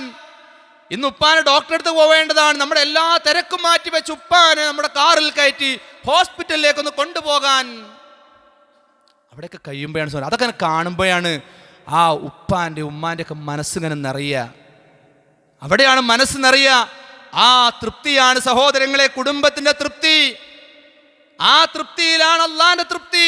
റിളല്ലാഹി ഫീ റിളൽ വാലിദൈൻ വസുഖ്തുല്ലാഹി ഫീ സുഖ്തിൽ വാലിദൈൻ. അല്ലാഹുവിന്റെ തൃപ്തി മാതാപിതാക്കളുടെ തൃപ്തിയിലാണ്. അല്ലാഹുവിന്റെ കോപം മാതാപിതാക്കളുടെ കോപത്തിലാണ്. ആലോചിക്കണം നല്ലോണം സഹോദരങ്ങളെ, ഞാൻ അല്ലാഹുവിന്റെ തൃപ്തിയിലാണോ അല്ലാഹുവിന്റെ കോപത്തിലാണോ എന്ന് പരിശോധിക്കാനുള്ളൊരു മാർഗം എന്നെക്കുറിച്ച് എൻ്റെ വാപ്പാൻ്റെ ഉമ്മാൻ്റെ അഭിപ്രായം എന്താണെന്ന് നോക്കിയാൽ മതി. അതിങ്ങനെ വാപ്പാൻ്റെ അടുത്ത് ഉമ്മാൻ്റെ അടുത്ത് പോയാൽ ഓലാരും നമ്മളെക്കുറിച്ച് മോശമായി പറയില്ല. 4-5 എണ്ണത്തിനെ തലക്കടിച്ചു കൊന്നിട്ട് ഉമ്മാനെയും കൊല്ലാൻ വേണ്ടി കാണ്ട് തലക്കടിച്ചിട്ട് അവസാനം മരിച്ചില്ല, ആശുപത്രിയിൽ കിടക്കി കിടന്നിട്ട് എന്താ ഉമ്മ പറഞ്ഞതെന്താ? ഞാൻ കട്ടിൽമെന്ന് വീണതാ അല്ലേ? ഉമ്മാരങ്ങനെ പറയുള്ളൂ. ഞാൻ കട്ടിൽമെന്ന് വീണതാന്നാ പറഞ്ഞേ. അവരെ സംബന്ധിച്ച് മക്കൾ അങ്ങനെ തന്നെയാ. പക്ഷേ മനസ്സറിഞ്ഞ് പറഞ്ഞിക്കണോ നമ്മൾ നോക്കണം. അങ്ങനെ എൻ്റെ ഉപ്പാക്കും ഉമ്മാക്കും എന്നെക്കുറിച്ച് നല്ലത് പറയാൻ എൻ്റെ ഉപ്പയുടെയും ഉമ്മയുടെയും ഹൃദയത്തിൽ എനിക്കൊരു സ്ഥാനമുണ്ട്. ഞാൻ അവരെ പരിചരിക്കുന്നതിൽ, അവരോട് സംസാരിക്കുന്നതിൽ, അവർക്ക് വേണ്ട കാര്യങ്ങൾ ചെയ്തു കൊടുക്കുന്നതിൽ, അവർക്ക് വേണ്ട എല്ലാ കാര്യങ്ങളിലും ഇടപെടുന്നതിൽ എൻ്റെ ഉപ്പയും ഉമ്മയും സംതൃപ്തരാണോ? അത് മാത്രമല്ല, ഞാൻ ജീവിക്കുന്നതിൽ അവർ തൃപ്തരാന്ന് കൂടെ നോക്കണം. ഓൽക്ക് ചെയ്തു കൊടുക്കുന്ന കാര്യം മാത്രമല്ല, അവർക്ക് ചെയ്തു കൊടുക്കുന്ന കാര്യം മാത്രമല്ല, എൻ്റെ ജീവിതം എങ്ങനെയാ, ഞാൻ ദീനിയായിട്ടൊക്കെയാണോ ജീവിക്കണത്? അങ്ങനെ എൻ്റെ കുട്ടിയാണ് പള്ളിയിൽ പോകുന്നത്, എൻ്റെ കുട്ടി പള്ളിയിൽ ഇമാമാണ്, എൻ്റെ കുട്ടി എല്ലാ ഭക്തനും പള്ളിയിൽ ജമാഅത്തിന് എത്തുന്നുണ്ട്. ഇതൊക്കെ അറിയുമ്പോൾ ഉണ്ടാകുന്ന ബാപ്പാൻ്റെ ഉമ്മാൻ്റെയൊക്കെ സന്തോഷങ്ങളില്ലേ? ഇവിടെയൊക്കെയാണ് സന്തോഷങ്ങൾ എന്ന് പറയുന്നത്.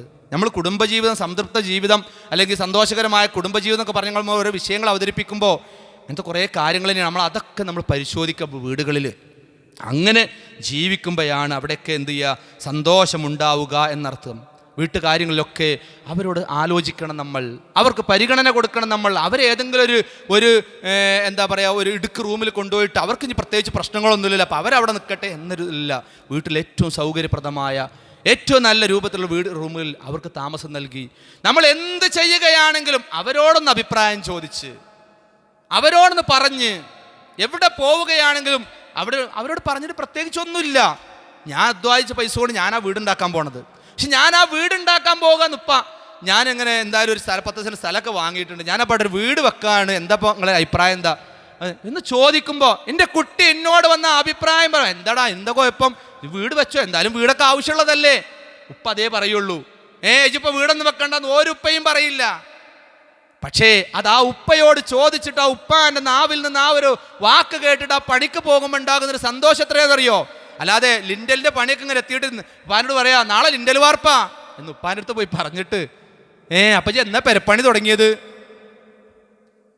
നമ്മൾ ആലോചിക്കണം സഹോദരങ്ങളെ, നമ്മൾ നല്ലോണം ആലോചിക്കുക. നമ്മൾ എന്ത് കാര്യങ്ങളും നമുക്ക് ഇപ്പം എളാപ്പാൻ്റെ കുട്ടിൻ്റെ കല്യാണം കഴിഞ്ഞാൽ നമുക്ക് ഓലെ രണ്ടാളെ നമുക്ക് സൽക്കാരത്തൊന്ന് വിളിച്ചാലോ? ഏതായാലും കല്യാണം കഴിഞ്ഞാലേ നമുക്ക് പോലെ വിളിക്കാനും ഓൽക്കൊരു ബിരിയാണി ഉണ്ടാക്കി കൊടുക്കാനും വിളമ്പി കൊടുക്കാനും അത് പറഞ്ഞേക്കാനും ഒരു പ്രശ്നമല്ല. പക്ഷെ നമ്മളെ വീട്ടിലുള്ള വാപ്പാനോടും ഉമ്മാനോടൊന്ന് പറയുമ്പോൾ, അല്ലെങ്കിൽ വാപ്പി ഇമ്മി അഞ്ചൻ്റെ വീട്ടിലാണെങ്കിൽ ആ ഓല രണ്ടാളി മാത്രമേ വിളിക്കണുള്ളൂ. ആ കൂട്ടത്തിൽ വാപ്പാനും ഇമ്മാനെന്ന് വണ്ടി എടുത്തിട്ട് അന്ന് രാവിലെ തന്നെ വൈകുന്നേരം തക്കാരം നന്ന് വാപ്പി ഇമ്മി ഇങ്ങോട്ട് വരട്ടെ, രാവിലെ തന്നെ പോയിട്ട് ഇന്ന് കുഞ്ഞോളെയൊക്കെ എന്നിട്ട് തക്കാരത്തിന് വിളിച്ച് നിങ്ങൾ നമുക്ക് പെരീക്ക് പോകുക എന്ന് പറഞ്ഞ് ഓല ആ കാറിൽ കയറ്റി നമ്മളെ പെരീ കൊണ്ടുപോയി ആക്കിയാൽ എന്തൊരു സന്തോഷമായിരിക്കണമെന്ന് ആലോചിച്ച് നോക്കിക്കേ. അങ്ങനെ ഉദാഹരണങ്ങൾ പറയുമ്പോൾ നമുക്ക് കുറേ പറയാം. നമുക്ക് സഹോദരങ്ങൾ, ഇതൊക്കെ നമ്മൾ ശ്രദ്ധിച്ചിട്ടില്ലെങ്കിൽ വരാൻ പോണ അബദ്ധം എന്താണെന്നറിയോ? നമുക്കും വരാനിരിക്കുന്നു അങ്ങനത്തെ ഒരു അവസ്ഥ. ആ ഒരു പ്രായത്തിലേക്ക് അങ്ങനെ ഒരു മക്കളുടെയൊക്കെ വീടുകളിലെ ഏതെങ്കിലും ഒരു റൂമുകളിൽ തളച്ചിടുന്ന അവസ്ഥ നമുക്കും വരാനുണ്ട്. അന്ന് നമ്മൾ നമ്മുടെ മാതാപിതാക്കളെ എങ്ങനെയാണ് നോക്കിയത്, അതെങ്ങനെയാണ് എൻ്റെ മക്കൾ കണ്ടത്, അതിനനുസരിച്ചായിരിക്കും എൻ്റെ മക്കൾ എന്നോടും പെരുമാറുക.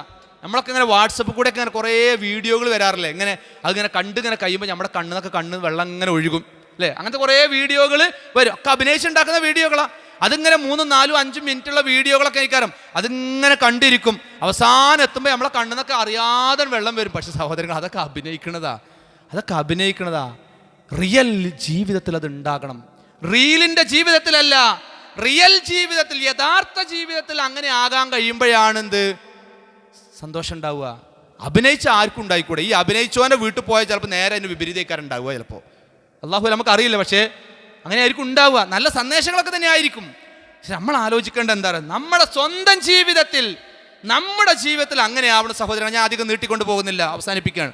അതുകൊണ്ട് സന്തോഷമുള്ള ജീവിതമായി മാറാൻ നമ്മൾ ശ്രദ്ധിക്കേണ്ട കുറേ കാര്യങ്ങളുണ്ട്. ഇതുപോലെ ഭാര്യയും ഭർത്താവും മക്കള് മാതാപിതാക്കള് ഇങ്ങനെയൊക്കെ ഇവരുടെയൊക്കെ കാര്യങ്ങളിൽ കുറേ കാര്യങ്ങൾ ശ്രദ്ധിക്കണം. പിന്നെ സഹോദരങ്ങളെ, സന്തോഷത്തോടെ വന്നിരുന്നൊരു കുടുംബം, വളരെ സന്തോഷത്തിൽ ജീവിച്ചിരുന്ന ഒരു കുടുംബം ഇടക്ക് കാണാൻ ചിലപ്പോൾ അവരുടെ പ്രശ്നങ്ങളിലേക്ക് പോകുന്നതാണ്. അത് പലപ്പോഴും എവിടെ ഉണ്ടാകലെന്ന് അറിയുങ്ങൾ, മകൻ കല്യാണം കഴിക്കും, ഓനൊരു പെണ്ണിനെ പെരേക്ക് കൊണ്ടുവരും. ചിലപ്പോൾ ആ പെണ്ണിനോട് ഉമ്മ കാണിക്കുന്ന സ്വഭാവമായിരിക്കും, ചിലപ്പോൾ ആ പെണ്ണ് ഉമ്മാനോട് അങ്ങോട്ട് കാട്ടുന്ന സ്വഭാവിക്കാരും. ചിലപ്പോൾ ഓൻ പെണ്ണ് കെട്ടിയോടുകൂടി പിന്നെ വാപ്പാനും ഇമ്മാനും ഓന് വേണ്ട, ഓൻ്റെ പെണ്ണുങ്ങൾ മതി, ഓൻ്റെ പെണ്ണുങ്ങളും ഓൻ്റെ കുട്ടികളും മതി. ഇങ്ങനെയൊക്കെ പലപ്പോഴും ഉണ്ടാവാറുണ്ട്. അതൊക്കെ ഇങ്ങനെ പറയുമ്പോൾ ചിലപ്പോൾ നിങ്ങളുടെയൊക്കെ കുടുംബത്തിൽ ചിലപ്പോൾ അങ്ങനെയൊക്കെ അനുഭവങ്ങൾ ഉണ്ടാവും. നിങ്ങളെ വീട്ടിലില്ലെങ്കിലും നിങ്ങളെ കുടുംബത്തിൽ ഏതെങ്കിലുമൊക്കെ വീടുകളിൽ ഇങ്ങനെയൊക്കെ അനുഭവങ്ങൾ ചിലപ്പോൾ ഉണ്ടാകും. നല്ലോണം ശ്രദ്ധിക്കണം സഹോദരങ്ങൾ അവിടെയൊക്കെ. എന്താ ഒരു കാരണം എന്താ അറിയോ? എന്നൊക്കെ നമ്മുടെ നാട്ടിലൊരു രീതി ഉണ്ട്. എന്താ പറയുക, നമ്മൾ മകൻ കെട്ടിക്കൊണ്ടുവന്ന മകള് മരോള അല്ലേ, മകൻ കെട്ടിക്കൊണ്ടുവന്ന ആ പെണ്ണിനെ നമ്മളെന്താ പറയുക, അതിൻ്റെ മരോള, അതിൻ്റെ മരോന.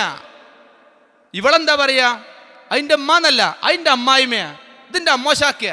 അങ്ങനെ ഒരു വാക്ക് പറയണത് തെറ്റുണ്ടായിട്ടല്ല ഞാൻ പറയണത്, നമ്മുടെ നാട്ടിലത്തെ സംസാര രീതിയാണ്, അതിലിപ്പോൾ തെറ്റൊന്നുമില്ല. പക്ഷേ നമ്മളവിടെ ശ്രദ്ധിക്കേണ്ട ഒരു കാര്യം എന്താണെന്ന് വെച്ചാൽ, നമുക്ക് നമ്മുടെ വീട്ടിലേക്ക് കയറി വരുന്ന എൻ്റെ മകൻ്റെ ഭാര്യയെ മകളായി കാണാൻ കഴിഞ്ഞിട്ടില്ല എങ്കിൽ, അല്ലെങ്കിൽ ഞാൻ കയറി ചെന്ന വീട്ടിൽ എൻ്റെ ഭർത്താവിൻ്റെ ഉമ്മയെ എൻ്റെ സ്വന്തം ഉമ്മയായി എൻ്റെ സ്വന്തം ഉപ്പയായി കാണാൻ എനിക്ക് കഴിഞ്ഞിട്ടില്ല എങ്കിൽ പ്രശ്നം തന്നെയാണ്. അതെന്ന് കഴിയുന്നോ ആ കുടുംബം സന്തോഷമുള്ള കുടുംബമായിരിക്കും. അത് കഴിയണം. അങ്ങനെ കഴിയുമ്പോൾ കുറേ പ്രശ്നങ്ങളൊക്കെ ഉണ്ടാകും. അപ്പോൾ ചിലപ്പോൾ ഉമ്മാക്ക് എന്തെങ്കിലും പറ്റാത്ത കാണുമ്പോൾ ഉമ്മ അമ്മോട് ദേഷ്യപ്പെടും, ഉപ്പാക്ക് എന്തെങ്കിലും പറ്റാത്ത കണ്ട് ചിലപ്പോൾ ഉപ്പ അമ്മോട് ദേഷ്യപ്പെടും. ചിലപ്പോൾ ഓക്ക് എന്തെങ്കിലും പറ്റാത്ത കാണും, ചിലപ്പോൾ ഓളെന്തെങ്കിലും ചിലപ്പോൾ തിരിച്ചെന്തെങ്കിലും ഒന്ന് പറഞ്ഞിട്ടുണ്ടാകും. ഓൾ എന്നോട് അങ്ങനെ പറഞ്ഞില്ലേ, ആരാ ഓളോൾ ഇന്നലെ കയറി വന്നതല്ലേ. അപ്പം അങ്ങനെ ചാടാൻ നിന്നിട്ട് കാര്യമില്ല. അതൊക്കെ ഉൾക്കൊള്ളാൻ നമുക്ക് കഴിയണം. എങ്ങനെയെന്നറിയങ്ങൾ, നമ്മുടെ സ്വന്തം മകൾ വിചാരിച്ചോളി. എൻ്റെ സ്വന്തം മകൾ, അവളെ ഞാൻ ഒന്ന് ചീത്ത പറഞ്ഞാൽ അതുകൊണ്ട് ഓക്ക് എന്തെങ്കിലും പ്രശ്നമുണ്ടോ? എൻ്റെ സ്വന്തം മകളെ ഞാൻ ചീത്ത പറഞ്ഞാൽ ഓക്ക് എന്തെങ്കിലും പ്രശ്നമുണ്ടോ? ഇല്ലല്ലോ. അതേപോലെ നമുക്ക് തോന്നുമ്പോഴാണ് എന്ത് ഈ പ്രശ്നങ്ങളില്ലാതിരിക്കുക. അതേപോലെ തോന്നണം നമ്മുടെ മകളെയും. അല്ലെങ്കിൽ നമ്മുടെ മക്കളെ നമ്മോട് ചിലപ്പോൾ എന്തെങ്കിലും ഒന്ന് പറഞ്ഞു, നമ്മൾ പറഞ്ഞ എന്തെങ്കിലും പറ്റിയില്ല, അപ്പം നമ്മളെ മക്കൾ എന്ത് ചെയ്തു, തിരിച്ചെന്തെങ്കിലും നമ്മൾ പറഞ്ഞു, അതെന്നും ഇങ്ങനെ മനസ്സിൽ കൊണ്ടുവരുന്നത് നമ്മളിങ്ങനെ എന്തെങ്കിലും ആവലുണ്ടോ? ഇല്ലല്ലോ. അതപ്പ പറഞ്ഞതാണ് കഴിഞ്ഞു എന്നതുപോലെ ആവാൻ കഴിയണം. അല്ലാതെ അവിടെ അമ്മായിമ്മ പോര്, നാത്തൂൻ പോര്, അങ്ങനെ ഇതൊക്കെ പറഞ്ഞുകാണ്ട് ഓരോ പേരുകളിട്ട് നമ്മളിങ്ങനെ പോകുമ്പോൾ ഒരിക്കലും സന്തോഷമുണ്ടാവുകയില്ല. അവിടെ ഞാനൊരു കല്യാണം കഴിച്ചത് കൊണ്ട് എൻ്റെ ഉപ്പയും ഉമ്മയും എനിക്ക് ഉപ്പയും ഉമ്മയാകാതിരിക്കില്ല.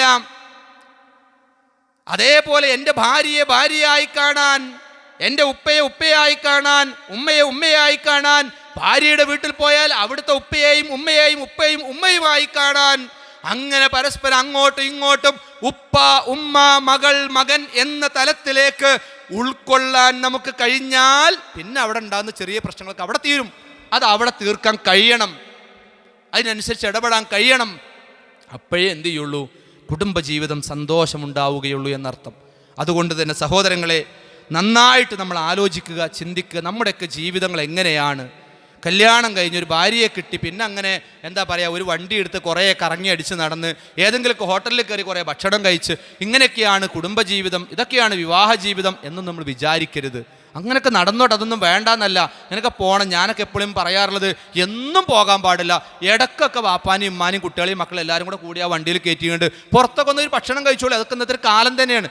അതിപ്പോൾ അത് ശീലമാക്കാതിരുന്നാൽ മതി. അതൊക്കെ ഒരു സന്തോഷമുള്ള കാര്യം തന്നെയാണ്. വീട്ടിലുണ്ടാക്കാൻ കഴിയായിട്ടോ സാധനം ഇല്ലായിട്ടൊന്നുമല്ല. കാലഘട്ടം മാറുമ്പോൾ അതിനനുസരിച്ചുള്ള ചില രീതികളൊക്കെ വരുമ്പോൾ അതിൽ നമുക്ക് അനുവദിക്കപ്പെട്ടതൊക്കെ നമുക്ക് ചെയ്യാം. ഒന്നും വേണ്ടാറിന് മാറിക്കുന്ന ആളുകളാകാൻ പാടില്ല. നമ്മൾ അനുവദിക്കപ്പെട്ടതൊക്കെ നമുക്ക് എന്ത് ചെയ്യാം. അതിനൊന്നും പ്രശ്നമൊന്നുമില്ല. അങ്ങനെ ഒത്തൊരുമയോടുകൂടി എല്ലാവരും ഒരുമിക്കുന്ന ഒരു കുടുംബം, ഉപ്പയും ഉമ്മയും മക്കളും അതുപോലെ മരുമക്കളും പേരക്കുട്ടികളും സഹോദരന്മാരും എല്ലാവരും ഒരുമിച്ചുള്ള നല്ല സന്തോഷകരമായ ഒരു കുടുംബാന്തരീക്ഷം നമുക്ക് ഉണ്ടാക്കി തീർത്താൽ സഹോദരങ്ങളെ, അത് സ്വർഗം തന്നെയാണ്. പരലോകത്തുള്ള സ്വർഗ്ഗമില്ല, ദുനിയാവിൽ സ്വർഗതുല്യമായ ജീവിതം നമുക്ക് പറയില്ലേ. ആലങ്കാരികമായ പ്രയോഗമാണെങ്കിലും ദുനിയാവിൽ സ്വർഗതുല്യമായ ജീവിതം, അതിന് കുറേ സമ്പത്ത് വേണ്ട, വലിയ വീട് വേണ്ട, വലിയ വാഹനം വേണ്ട, ഒന്നും വേണ്ട. എല്ലാവരും അവരവരുടെ കടമകളും കടപ്പാടുകളും ഒക്കെ ഒന്ന് അറിഞ്ഞ് മനസ്സിലാക്കി പരസ്പരം ക്ഷമിച്ചും വിട്ടുവീഴ്ച ചെയ്തും അങ്ങനെയൊക്കെ ഒന്ന് ജീവിക്കാൻ കഴിഞ്ഞാൽ തന്നെ ഏറ്റവും സന്തോഷകരമായ ജീവിതം ഉണ്ടാകാൻ നമുക്ക് കഴിയും. അതുകൊണ്ട് തന്നെ അതൊക്കെ നമുക്ക് ലഭ്യമാകാൻ നമ്മൾ പ്രവർത്തിക്കുന്നതോടൊപ്പം ആത്മാർത്ഥമായി നമ്മൾ പ്രാർത്ഥിക്കണം. മക്കൾക്ക് വേണ്ടിയുള്ള പ്രാർത്ഥന, മാതാപിതാക്കൾക്ക് വേണ്ടി പ്രാർത്ഥന, കുടുംബജീവിതം സന്തോഷകരമാകാൻ വേണ്ടിയുള്ള പ്രാർത്ഥന, എന്തെല്ലാം പ്രാർത്ഥനകൾ നമുക്ക് പഠിപ്പിക്കപ്പെട്ടിട്ടുണ്ട് സഹോദരങ്ങളെ. ആ പ്രാർത്ഥനകളൊക്കെ നമ്മുടെ നിത്യജീവിതത്തിൽ മാതാപിതാക്കൾക്കൊക്കെ വേണ്ടി ഇങ്ങനെ പ്രാർത്ഥിക്കുമ്പോൾ റബ്ബിർഹംഹുമാ കമാ റബ്ബയാനി സഗീറാ, റബ്ബേ അവർ ഞങ്ങളെ ചെറുപ്പത്തിൽ വളർത്തിയതുപോലെ നീ അവരോട് കരുണ കാണിക്കണമേ എന്നവർക്ക് വേണ്ടി പ്രാർത്ഥിക്കുമ്പോൾ സഹോദരങ്ങളെ, കേവലം ഒരു അതര വ്യായാമമായി മാറുന്നതിന് പകരം നമ്മുടെ ചെറുപ്പത്തിലേക്ക് നമ്മൾ പോവണം. നമ്മുടെ ചെറുപ്പത്തിൽ ഒരു ട്രൗസർ ഇടാതെ നടന്ന കാലം, മൂത്രമൊഴിച്ചിരുന്ന കാലം, കാഷ്ടിച്ചിരുന്ന കാലം, ഉമ്മ ഭക്ഷണം കഴിക്കുകയാണെങ്കിൽ പോലും ആ കൈ കഴുകി വന്നുകൊണ്ട് അതെല്ലാം വൃത്തിയാക്കിയിരുന്ന ഒരു കാലം. അന്ന് എൻ്റെ ഉമ്മ എനിക്ക് വേണ്ടി എത്ര കഷ്ടപ്പെട്ടിരുന്നു. എനിക്കൊരു ബാഗ് വാങ്ങിത്തരാൻ എൻ്റെ ഉപ്പ എത്ര കഷ്ടപ്പെട്ടിരുന്നു. എനിക്കൊരു പെൻസിൽ വാങ്ങിത്തരാൻ എൻ്റെ ഉപ്പയും ഉമ്മയും എത്ര കഷ്ടപ്പെട്ടിരുന്നു. ഒരു ദിവസം ഒരു ഇറച്ചി വാങ്ങാൻ പോലും കഴിയാതെ പ്രയാസപ്പെട്ടിരുന്ന എത്ര കാലങ്ങൾ കഴിഞ്ഞു പോയിട്ടുണ്ട്. അന്ന് എൻ്റെ ഉപ്പയും ഉമ്മയും ഒക്കെ എത്ര പ്രയാസപ്പെട്ടിട്ടുണ്ടായിരിക്കും റബ്ബേ എന്നെ വളർത്താൻ. ആ ഉപ്പാക്ക് ഉമ്മാക്ക് റബ്ബേ നീ കരുണ ചൊരിയണമേ എന്ന് പറയുമ്പോൾ ഉണ്ടാകുന്ന ആ മനസ്സിൽ നിന്നിരുന്ന പ്രാർത്ഥന ഉണ്ടല്ലോ നിങ്ങൾ, അതാണ് കിട്ടുക, അതാണ് അവർക്ക് ലഭ്യമാവുക. അല്ലാതെ വെറുതെ അങ്ങനെ ഉപ്പാനെ ഇതാക്കണേ, ഉപ്പാക്ക് കരുണ കാണിക്കണത് വെറുതെ നാവ് കൊണ്ട് പറഞ്ഞിട്ട് കാര്യമില്ല. അതുപോലെ ഏത് പ്രാർത്ഥനകൾ പ്രാർത്ഥിക്കുമ്പോഴും എന്ത് ചെയ്യണം? നമുക്ക് ആ ഒരു ഇത് മനസ്സിൽ കടന്നു വരണം. നമുക്ക് അങ്ങനെ സഹോദരങ്ങളെ, നമ്മുടെ എല്ലാവർക്കും വേണ്ടതായ കാര്യങ്ങളൊക്കെ പഠിച്ച് മനസ്സിലാക്കി നല്ല ഒരു കുടുംബജീവിതം നയിക്കാൻ നമുക്ക് എന്ത് ചെയ്യണം? സാധിക്കണം. സന്തോഷമുള്ളൊരു ജീവിതം നയിക്കാൻ നമുക്ക് സാധിക്കണം സഹോദരങ്ങളെ. ഇനി ഇങ്ങനെയൊക്കെ ആയാലും ചിലപ്പോൾ ചില മക്കളൊക്കെ തെറ്റിപ്പോകും. നമ്മൾ പിടിച്ചോടത്ത് കിട്ടാത്ത സാഹചര്യങ്ങളുണ്ടാകും, സ്വാഭാവികമാണ്. അത് നമ്മുടെ വിധിയാണെന്ന് മനസ്സിലാക്കണം. അള്ളാഹ് തീരുമാനിച്ചതേ നടക്കൂ, അത് ഖദറാണെന്ന് മനസ്സിലാക്കണം. പക്ഷേ ആ സമയത്തും നമുക്കൊരു സമാധാനമുണ്ടാകണം. ആ മക്കൾ നാളെ പരലോകത്തെത്തി നമുക്കെതിരെ സാക്ഷി പറയുന്ന അവസരം ഉണ്ടാകാൻ പാടില്ല. റബ്ബേ, ഞാൻ ഈ വഴിതെറ്റിപ്പോകാൻ കാരണം, ഞാൻ നരകത്തിലേക്ക് പോകാൻ കാരണം എൻ്റെ ഉപ്പയാണ്, എൻ്റെ ഉമ്മയാണ്. റബ്ബേ, അവരെ നീ സ്വർഗത്തിലേക്ക് പറഞ്ഞയക്കരുതേ എന്ന് പറയുന്ന സാഹചര്യം ഉണ്ടാകാൻ പാടില്ല. കാരണം ഞാൻ സിനിമ കണ്ടുകൊണ്ടിരിക്കുമ്പോൾ എൻ്റെ ഉപ്പ പള്ളിയിലേക്ക് പോകാറുണ്ട്, എന്നെ ഒരിക്കൽ പോലും പള്ളിയിലേക്ക് വിളിച്ചിട്ടില്ല. എൻ്റെ ഉമ്മ എന്നോട് ഒരു ദിവസം പോലും ഒന്ന് ഖുർആൻ എടുത്ത് ഓതി എന്ന് പറഞ്ഞിട്ടില്ല. എൻ്റെ ഉമ്മ വുളു എടുത്ത് റൂമിലേക്ക് നമസ്കരിക്കാൻ പോകുമ്പോൾ മോനെ അതെടുത്ത് വാടാ നമുക്ക് നമസ്കരിക്കാം എന്ന് എൻ്റെ ഉമ്മ എന്നോട് പറഞ്ഞിട്ടില്ല. അങ്ങനെ ഈ ദുനിയാവിൽ നന്മ ചെയ്യാൻ ആവശ്യമായ സാഹചര്യങ്ങളൊന്നും എൻ്റെ ഉപ്പയും ഉമ്മയും എനിക്ക് ഒരുക്കി തന്നിട്ടില്ല റബ്ബേ എന്ന് നമ്മുടെ മക്കൾ നമുക്കെതിരെ സാക്ഷി പറയുന്ന സാഹചര്യം ഉണ്ടാവരുത്. നമ്മൾ ചെയ്യേണ്ടതൊക്കെ ചെയ്യുക. മക്കൾ തെറ്റിപ്പോയാലും നമുക്ക് സമാധാനിക്കാൻ കഴിയണം. റബ്ബേ, ഞാൻ ചെയ്യേണ്ടതൊക്കെ ചെയ്തിട്ടുണ്ട്, അവർക്ക് എല്ലാ വിദ്യാഭ്യാസം ഞാൻ കൊടുക്കാൻ ശ്രമിച്ചിട്ടുണ്ട്, അവർക്ക് ദുനിയാവിൽ ആവശ്യമായതൊക്കെ എൻ്റെ കഴിവിൽ നിന്നുകൊണ്ട് റബ്ബേ ഞാൻ ചെയ്തു കൊടുത്തിട്ടുണ്ട്, ദീനിയായ അറിവുകൾ പകർന്നു കൊടുക്കാൻ ഞാൻ പരമാവധി ചെയ്തിട്ടുണ്ട്, എൻ്റെ ജീവിതം തന്നെ അവർക്കൊരു മാതൃകയാക്കാൻ പറ്റുന്ന രൂപത്തിൽ എനിക്ക് ജീവിക്കാൻ കഴിഞ്ഞിട്ടുണ്ട്. പക്ഷേ റബ്ബേ, എൻ്റെ മകനെ എനിക്ക് കിട്ടിയില്ല, എൻ്റെ മകളെ എനിക്ക് കിട്ടിയില്ല. അങ്ങനെ ആശ്വസിക്കാൻ കഴിയണം. അല്ലാതെ ഞാൻ അന്ന് അങ്ങനെ ചെയ്തിരുന്നെങ്കിൽ, അന്ന് ഞാൻ ഇങ്ങനെ ചെയ്തിരുന്നെങ്കിൽ, അന്ന് ഞാൻ ഓൻ ആ ഫോണ് വാങ്ങിക്കൊടുത്തിട്ടില്ലായിരുന്നെങ്കിൽ, അന്ന് ആ ബൈക്ക് ഞാൻ ഓന് വാങ്ങിക്കൊടുത്തിട്ടില്ലായിരുന്നെങ്കിൽ, അന്ന് ഓൻ ആ കൂട്ടുകെട്ടിൽ നിന്നപ്പോൾ അന്ന് അതിൽ വിലക്കിയിരുന്നെങ്കിൽ, ഇങ്ങനെ എങ്കിൽ എന്ന് പറഞ്ഞു കണ്ട് കുറേ വിലപിച്ചിട്ട് ഒരു ഫലം ഉണ്ടാവില്ല. അങ്ങനെ വിലപിക്കാനൊരു സാഹചര്യം ഉണ്ടാവരുത്. മക്കളൊക്കെ തെറ്റിപ്പോയാലും പ്രയാസം ഉണ്ടെങ്കിൽ പോലും എൻ്റെ ഇതുകൊണ്ടല്ല എന്ന് സമാധാനിക്കാൻ പറ്റുന്ന തരത്തിൽ സഹോദരങ്ങളെ മക്കളെയൊക്കെ വളർത്താനും ഒക്കെ ശ്രമിച്ച്, അങ്ങനെ നമ്മുടെ ആ ഒരു കുടുംബം, നമ്മുടെ വാപ്പയും ഉമ്മയും നമ്മുടെ ഭാര്യയും നമ്മുടെ മക്കൾ നമ്മുടെ എല്ലാവരും കൂടെ കൂടിയിട്ടുള്ള ആ ഒരു ഇത് എന്തൊരു സന്തോഷകരമായിരിക്കും. നിങ്ങളൊന്ന് ആലോചിച്ച് നോക്കുക, എന്തൊരു സന്തോഷകരമായിരിക്കും. ആ തരത്തിലേക്ക് നമ്മുടെ കുടുംബജീവിതത്തെ ആക്കി മാറ്റാൻ നമ്മൾ ഓരോരുത്തരും പരിശ്രമിക്കണം. അള്ളാഹു നമുക്ക് തൗഫീക്ക് നൽകി അനുഗ്രഹിക്കുമാറാവട്ടെ. റഹ്മാനായ റബ്ബേ, പാപങ്ങളും തെറ്റുകളും കുറ്റങ്ങളെല്ലാം നീ വിട്ടുപുറത്ത് മാപ്പാക്കി തരണേ. റഹ്മാനായ റബ്ബേ, റഹ്മാനെ, ഈ റമദാനിൽ ഇതുവരെ ഞങ്ങൾ ചെയ്ത ഞങ്ങളുടെ ഓരോ കർമ്മങ്ങളും അതിൽ പല അപാകതകളും ഉണ്ടായിട്ടുണ്ടാകാം റബ്ബേ, അതെല്ലാം പുറത്തു തരണേ. സ്വാലിഹായ അമലുകളായി ഞങ്ങൾ ഇന്ന് സ്വീകരിക്കണേ. റഹ്മാനായ റബ്ബേ, വരാനിരിക്കുന്ന ദിനരാത്രങ്ങളെ ഏറ്റവും നല്ല രൂപത്തിൽ ഉപയോഗപ്പെടുത്തിയ ആ ദിനങ്ങളെ ധന്യമാക്കുവാനുള്ള സൗഭാഗ്യവും തൗഫീക്കും നൽകി അനുഗ്രഹിക്കണേ. റഹ്മാനായ റബ്ബേ, രോഗങ്ങൾ കൊണ്ട് വിഷമിക്കുന്ന എത്രയോ ആളുകൾ ഞങ്ങളുടെ കൂട്ടത്തിലുണ്ട്. അവർക്കെല്ലാം അവരുടെ എല്ലാ പ്രയാസങ്ങളും നീ ദൂരീകരിച്ചു കൊടുക്കണേ. റഹ്മാനായ റബ്ബേ, സാമ്പത്തികമായി ശാരീരികമായി മാനസികമായി വിഷമിക്കുന്ന എത്രയോ ആളുകളുണ്ട്. അവർക്കെല്ലാം അവരുടെ എല്ലാ പ്രയാസങ്ങളും നീ ദൂരീകരിച്ചു കൊടുക്കണേ. റഹ്മാനായ റബ്ബേ, അല്ലാഹുമ്മ ഗഫിർ ലിൽ മുഅ്മിനീന വൽ മുഅ്മിനാത്ത് വൽ മുസ്ലിമീന വൽ മുസ്ലിമാത്ത് അൽ അഹ്യാഉ മിൻഹും വൽ അംവാത്ത് അല്ലാഹുമ്മ അജിർനാ മിനൻ നാർ اللهم أجرنا وأجر والدينا من النار اللهم أجرنا وأجر والدينا من النار ربنا هب لنا من أزواجنا وذرياتنا قرة أعين واجعلنا للمتقين إماما ربنا آتنا في الدنيا حسنة وفي الآخرة حسنة وقنا عذاب النار آمين آمين برحمتك يا أرحم الراحمين وصلى الله على نبينا محمد والحمد لله رب العالمين سبحانك اللهم وبحمدك أشهد أن لا إله إلا أنت أستغفرك وأتوب إليك السلام عليكم ورحمة الله وبركاته.